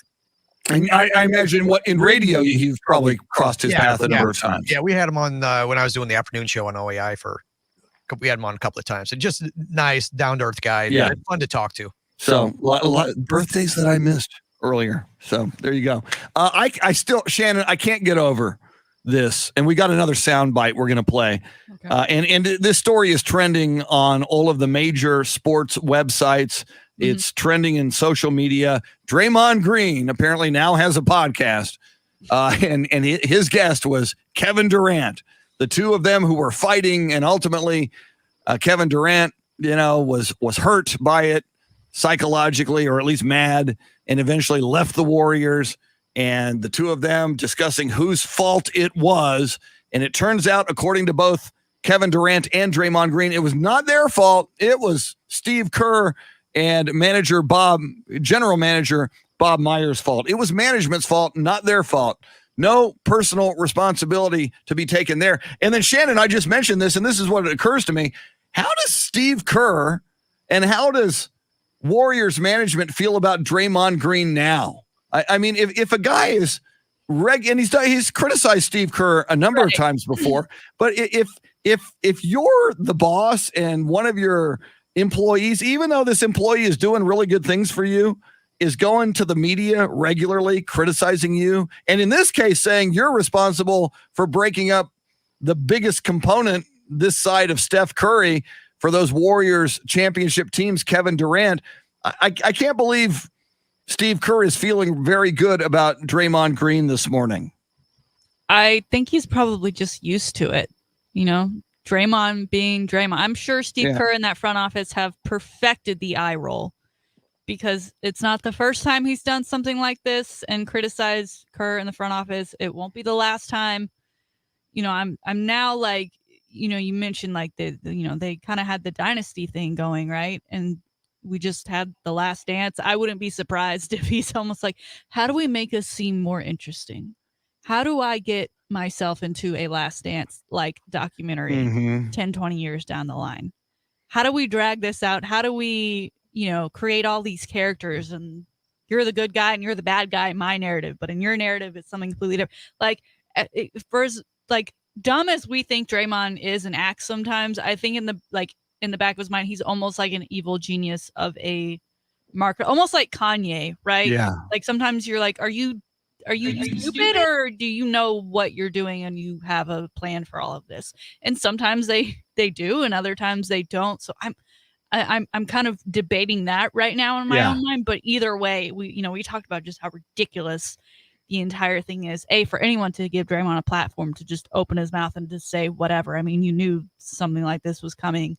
And for Kevin Durant to kind of play into the hand of that, I would have thought that he would have moved on by now. I mean, you've been in Brooklyn now for 2 years, and it's also interesting that Kevin Durant leaves, and then obviously, Clay Travis. Sorry. Can you imagine if Clay Travis was on the Warriors? I mean, I already hate the Warriors. If Clay Travis was a Warrior. Clay Thompson. If Clay Thompson was healthy and Steph Curry was healthy, like they both have their issues going on. So this team isn't anything nearly what it was when Kevin Durant was on it and they were making all of those runs. Is that why we're digging back? Is that what we're going to? Because we don't have anything else right now? Like, why not? You see the 15 people watching this could see my lights now flicking, really throwing me off. I just, again, why did we feel like this question needed answering, and why in this format, and why is a guy like Kevin Durant continuing to play into the hand of the people who call him soft? And come on, Kevin, you're better. Because I want to take your side, Kevin. I want to be Team Kevin. I do. I was starting after the Olympics. Like and it's hard for me to then defend it. I said to you earlier this week, after the Olympics, I was now and now that Patty Mills is going to play for the Brooklyn Nets, that in the East now I might start pulling for the Brooklyn Nets because Kevin Durant answered his country's call 3 Olympics in a row, won gold for the Olympics, and did Coach Greg Popovich a solid by being the best player on that Olympic team. So I was like, you know what? I need to rethink Kevin Durant. And then this. But you said something, and when you said it, yes, you mentioned The Last Dance or a 30 for 30.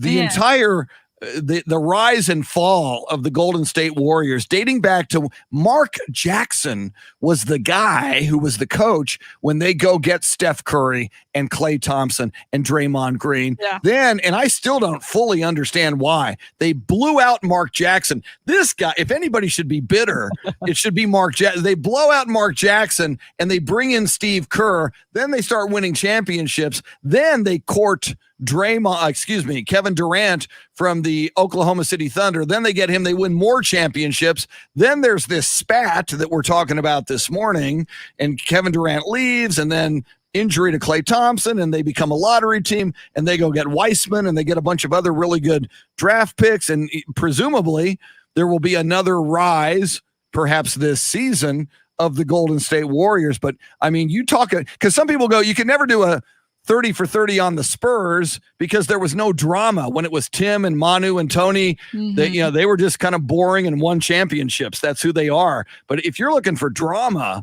my gosh, there's plenty of drama on that Golden State Warriors team. I mean, going into the Olympics, everyone was talking about, well, KD and Draymond are on the same team. And without, the LeBrons and the Currys to kind of be the buffers and the other kind of veterans of the team, they were the guys this Olympics. And I don't know if, again, it's the lack of awareness and they just kept hearing that narrative and they were looking at each other like, we're cool. Like the two of us are cool. Why does this keep happening? So they were like, after we get back, we should sit out and talk about it. We should talk about why you went your separate way and how we are now as friends and what we think really happened.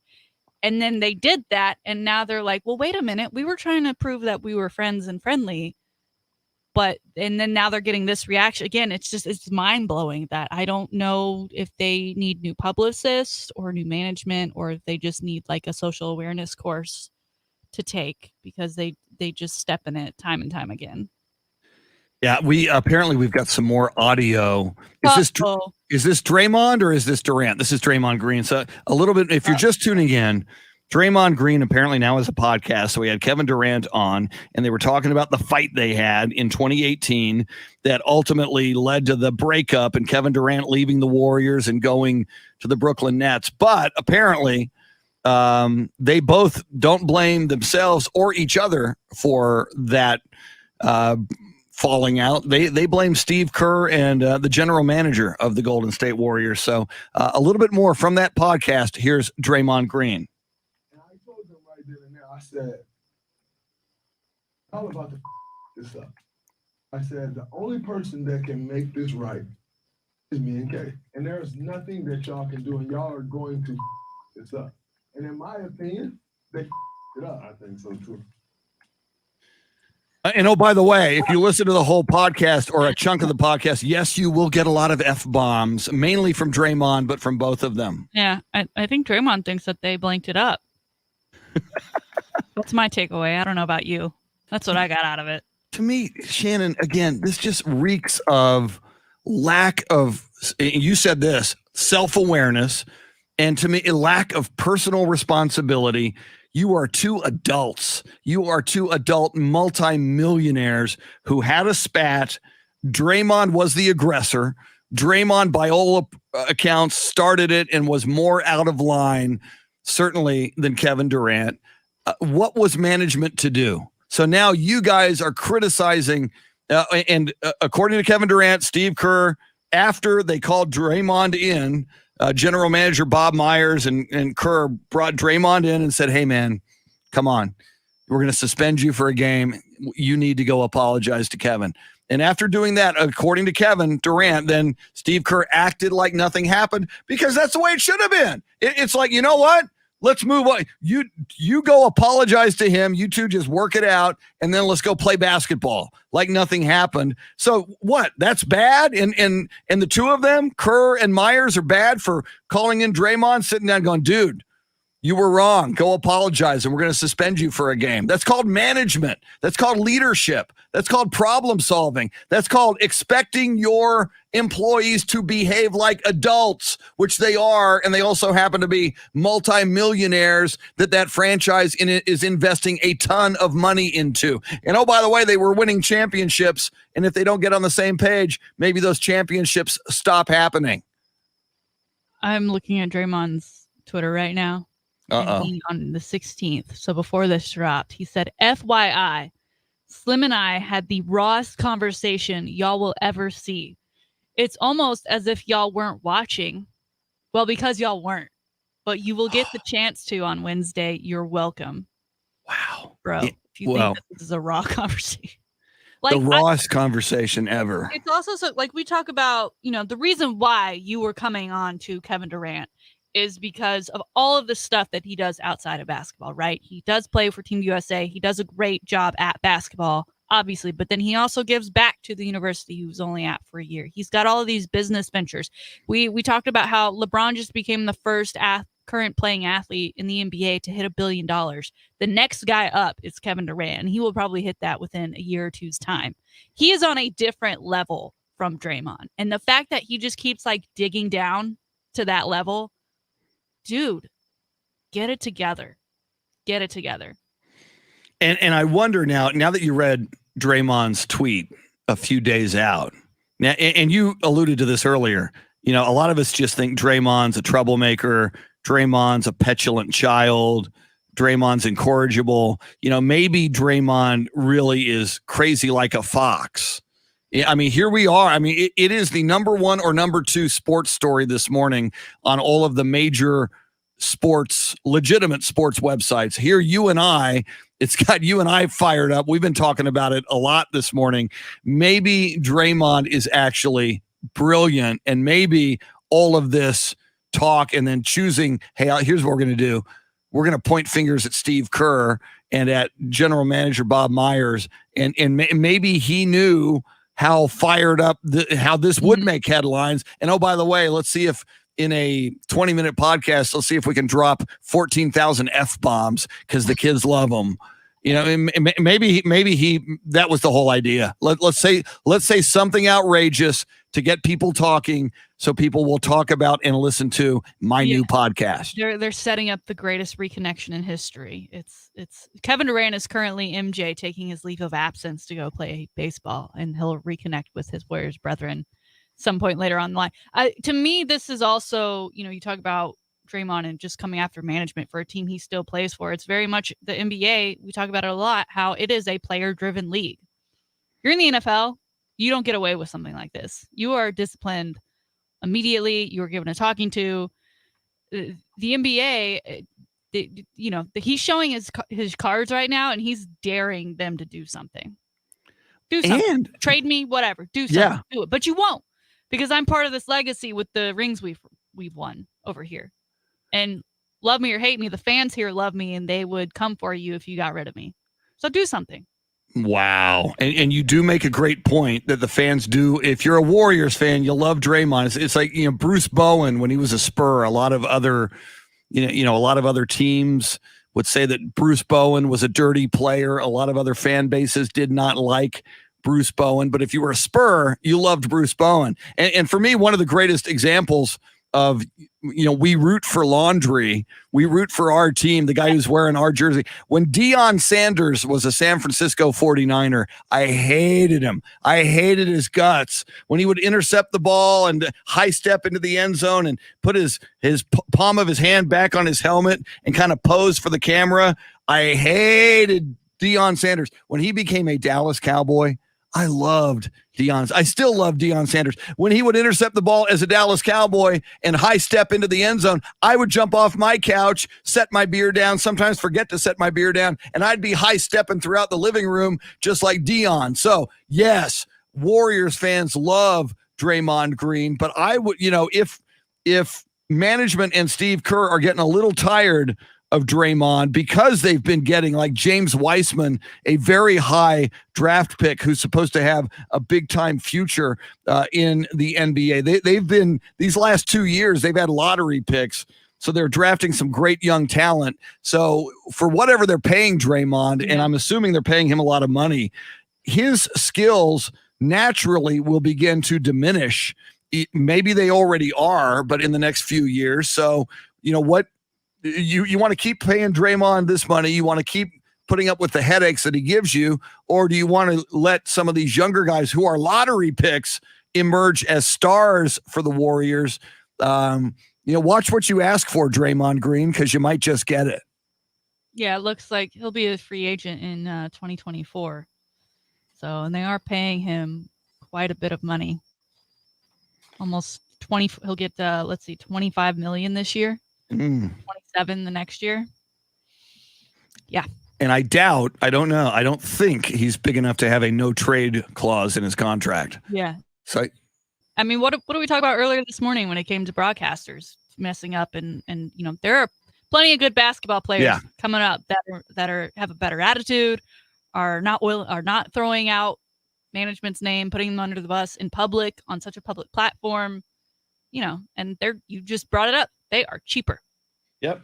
They're much cheaper on those rookie contracts. Especially, and Draymond, while he's a big deal and he's a big part of what the Warriors do, he ain't no superstar really, and he's not a 96 on NBA 2K, and he's not even an 89 like Trae Young.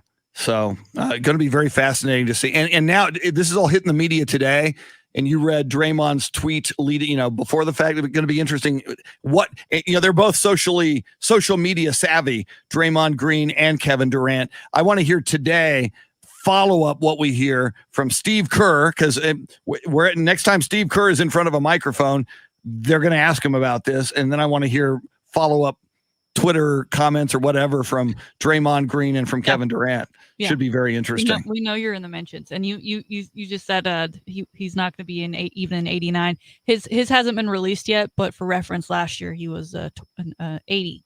80. I hope you go below. I hope you go into the 70s, Draymond. Oh no! I hope you drop off. That's sixth man status right there. Exactly. Adios, muchacho. We'll see you on the Charlotte Hornets very, very shortly.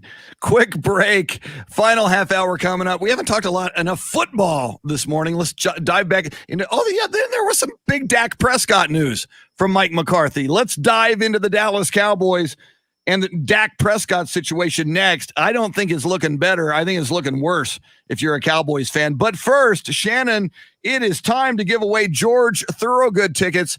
He is coming to the Tobin Center on December 14th. Tickets just going on sale, but you can win a pair of tickets right now. What caller shall Dave Ayler take for these tickets? Let's go number 4 in honor of Dak Prescott. Yes. Conversation coming up next on the Chris Duel Show. A Dak Prescott number 4, 800-707-9760, 800-707-9760. More coming up. Don't go anywhere. With you till 9 on the Chris Duel Show. Yeah, I know you locked it out, but I wanted to give the number a couple more times, so that's what that was. All right. Oh.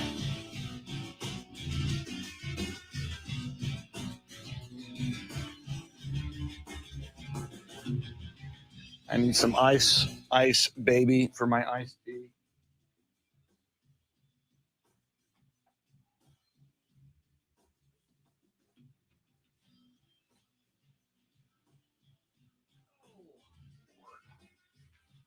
Won't you buy me a Mercedes-Benz? My friends all drive Porsches. I must make amends. Worked hard all my lifetime. No help from my friends. So, oh Lord, won't you buy me a Mercedes-Benz?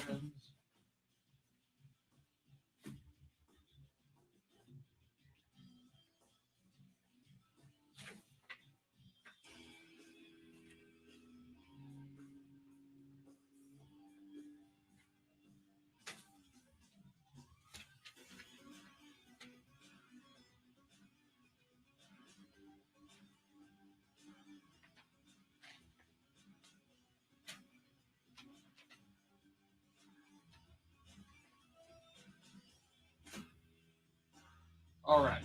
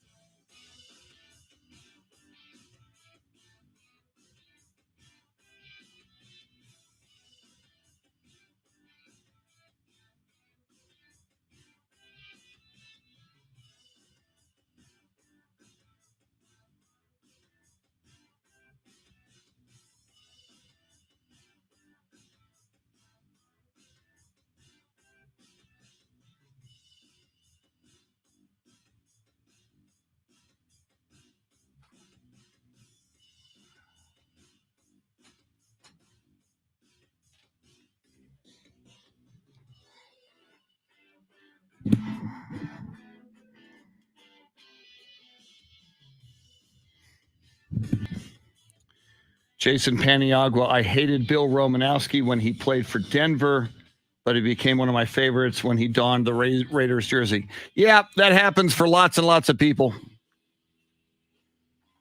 True, true, true.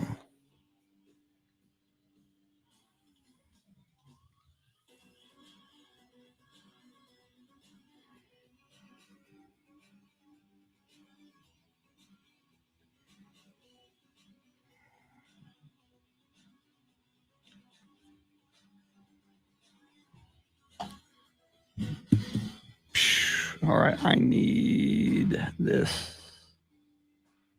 this.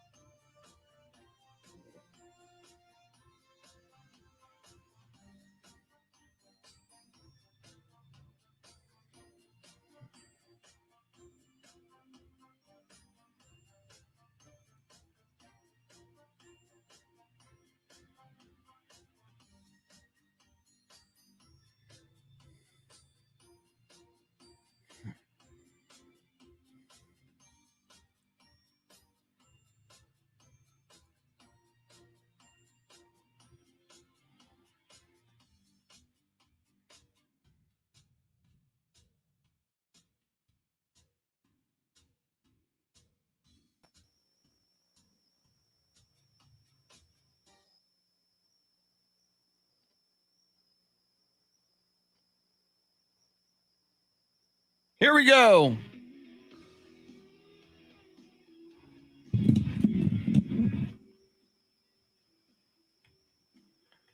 It's the Chris Duel Show with Shannon Salty Sweeney, where we give away George Thorogood tickets.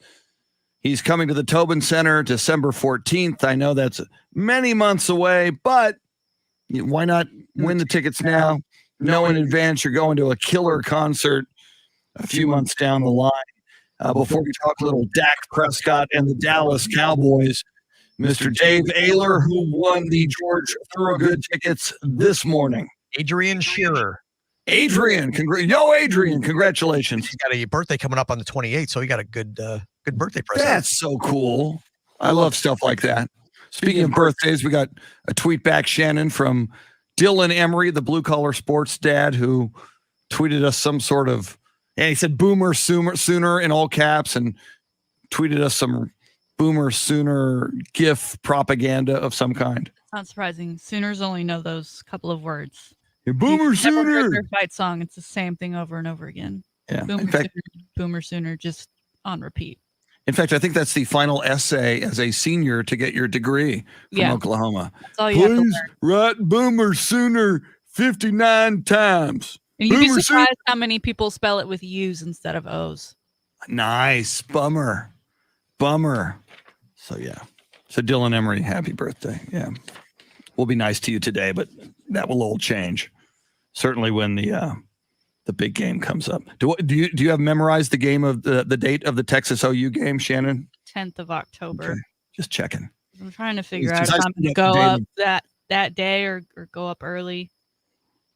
Yeah. What is, as you're a veteran of Saturday the 9th. Saturday the 9th. You are a veteran of the Texas OU game. Mm-hmm. What is the best strategy? Drive up day of the game or drive up night? And I got to believe, lodging, if you're going to try to get a motel or a hotel room, has got to be tough. Got to pretty much already have one locked in or no way around the system. I've done it a few different ways. I mean, growing up, that's where my mom is from. So my grandparents were there. We used to always go up and stay with my grandmother on Friday night and then go to the game and then stay Saturday night and leave Sunday. Past couple of years, we've done the drive up the morning of, do the game, and then turn around and come back. I have enjoyed the last couple of years prior to COVID, taking the zone up there and doing a show live from Dallas that Friday and then spending that evening in the fair because it's the evening, which is a lot nicer than like the early afternoon, mid-morning time when you're there for the game. It's much less crowded, so you kind of just get out of the way all the fair stuff, and that way there's no real rush to get there the morning of the game. Mm-hmm. And then doing the game and then going home straight from there. I've enjoyed that. Now you've got a lot of pull in this company, and certainly you've got a lot of pull up in the Austin part of this country, country. So I mean, is it too late for us to take this show, just like you were there the last couple of years doing radio from the fair right before the big game on a Friday? I mean, I'm sure they'd say y'all can go if you pay for it. If we can get somebody to sponsor, I still have a fair contacts that I may reach out to just for my own parking sake. What about our crack sales team on crack? Can they sell it? Get sponsors? Well, they don't come into the office, so okay. That's hard. But I do. I mean, I think it's always great to be there and in person. And we're a morning show, so we used to do an afternoon hit. That is what's tough. It's like from the fairgrounds, yeah. And then did a morning show from our hotel room, so it's not quite the same. But if I do find myself there Friday afternoon, I can go live or something on a Instagram. Woo! There you go. I'm pretty good at fair games. I found out the last go around used to be a competition. What's your okay? We know you're an axe thrower. What games do you play at the fair? The plate throwing. Plate throwing. Break the plate with a baseball, and I think you get 6 balls, and I think I broke 4 or 5 plates, which technically my God. I've got a pretty sweet video of me. But if you're running the plate throwing event, how many? I mean, A, where do you get those plates? Yeah. And B, how many plates do you have to have for the fair? That seems like of all the fair games, the least cost effective, right? Because the other things you're not having to restock pieces of your game, right? The blocks aren't going anywhere, the buckets aren't going anywhere, the baskets aren't going anywhere. I'm a big fan of the and I've never won it, but when you try to do the ring toss on the beer bottles, just sit there with a bucket of rings for 5-10 minutes and throw them, and I don't know. There's no strategy. There's no nothing. I'm curious if anyone's actually ever won it. I've never seen it happen. But I love the fair. Actually, that's a lie. I have seen it happen. I was 4 years old, and a guy he just went around playing fair games just for fun. Mm-hmm. Whenever he would win, he'd turn around and give the prize to the first kid he saw. He won that I was the first kid he saw, and I had a giant Chihuahua. Nice. This was before the game, and we happened to, there's 3 of us, we had 4 tickets, so the Chihuahua got its own chair at the game, and my parent, like, I think they got rid of it when we got home. They were like, this is a monstrosity. It's way too big. See, but did Texas win that game though? That could have that could have been a special Chihuahua. Okay. That was an apple white Pursuit. All right. In that case, I remember getting the yelled at by Sooner fans as a child walking out of the Cotton Bowl mini. Wow. See, and that's why we dislike Sooner fans. Dylan That's where Emery. my real hatred comes from. I just remember yell at being a little child. girl and these drunk Sooners yelling at me for no reason other than I had burnt orange on. I was like, I didn't play in the game. I'm a child. Quit yelling at me. Never heard these words before. My parents raised me to be a Longhorn fan. All right, we got to talk some Dak Prescott here. Yesterday, Dallas, let's talk Dak. Thank you, Hall of Famer Jimmy Johnson. Mike McCarthy revealing to the media from the palatial, sparkling Dallas Cowboys facility at Frisco, Dak Prescott might not play at all in the preseason. Oh, that inspires us with confidence. So his first actual game action might be the Thursday night opener at Tampa Bay against that defense that had Patrick Mahomes running for his life.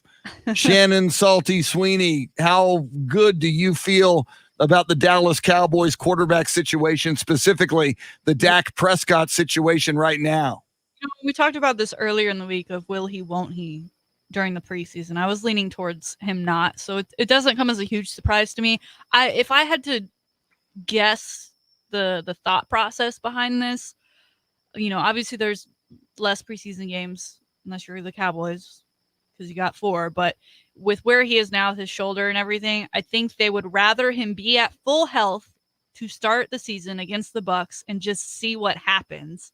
And if there is an issue with the shoulder or whatever, or something's just not right, they feel more confident putting in a Garrett Gilbert or whoever they feel is worthy of that backup position because they had all of those live game action reps throughout the preseason.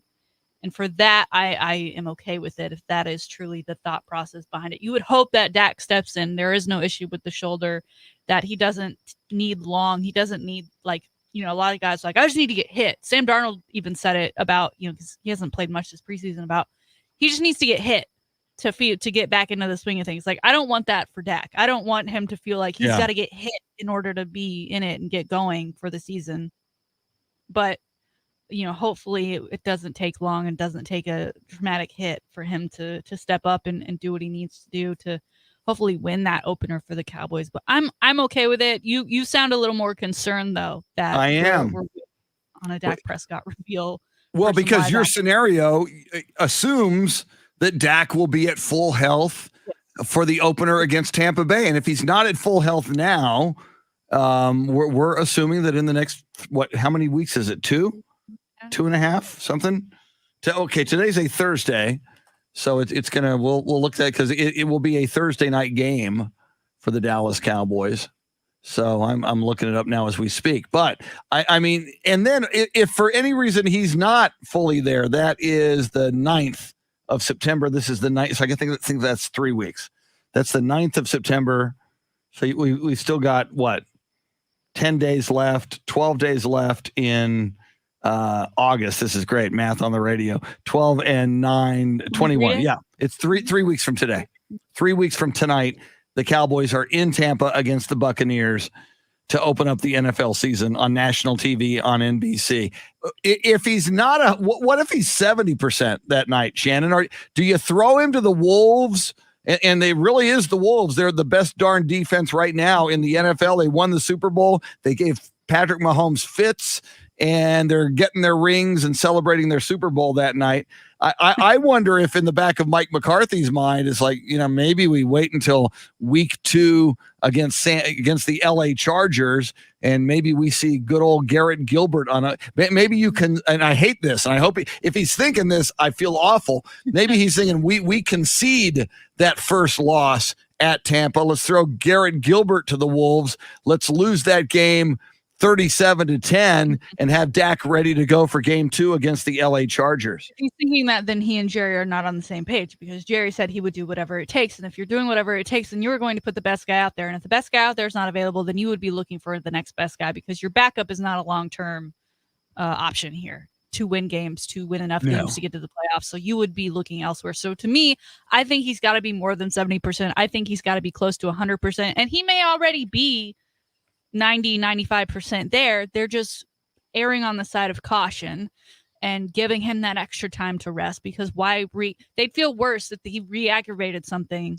and then wasn't that full 100% ready to go. But if I can't imagine that they would put Dak out there if he wasn't 100%, and then if they did, not have someone else legit ready to go behind him, because again, Garrett Gilbert, backup or not, he's not the full-time answer for that position if you're expecting them to play as much as they might for a injured QB1.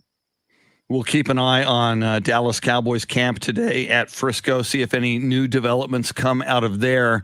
A lot of talk this morning on this show, Shannon, you and I, about Draymond Green and Kevin Durant. They say, not our fault. It must be Steve Kerr and the general manager's fault. It was our poll question this morning. What did we learn from our poll question? We got 37% saying that it's Kevin Durant's fault. Okay. I mean, there takes two to argue, but all right. And Draymond started it. Yeah, so, and only 11% saying it's Draymond's fault. 9% saying Steve Kerr and Bob Myers, and 41% saying all of them. I do kind of see it in the way of voting for Kevin Durant, because he's the one that left, right? And the question is, who was responsible for Kevin Durant leaving? And no one made him leave. No one decided that for him. But the initial reason as to maybe why he left, definitely both he and Draymond. Yeah, and if somebody's creating your work environment, I mean, I think we've all worked with people that were just awful to work with. Yeah. You just didn't enjoy. There's something about them that was just awful, and maybe they were negative and mean, like Draymond Green. So I get it. And I got a chance. Life is short. I can go play over here in Brooklyn. I think I'm going to leave. I get it. We've all gotten the email where it's like, it's so-and-so's last day, or they put in their 2 weeks, and you're like, oh, no, don't leave. Bye. Yeah, woo! Bye. When's that send-off party? Let the door hit you. Yeah. Well, Shannon Salty Sweeney, outstanding again. We'll do it again one more time this week. Tomorrow, why not? Okay. It is Friday. Yeah, we'll do it. Tomorrow's Friday, even though we start the weekend today. Exactly. It's our Saturday, because we start the weekend on Thursday. Dave Ayler, stellar, spectacular, great job. Bring on Friday. I'm ready for it. Let's do this thing. Why the heck not? Lots of great guests tomorrow.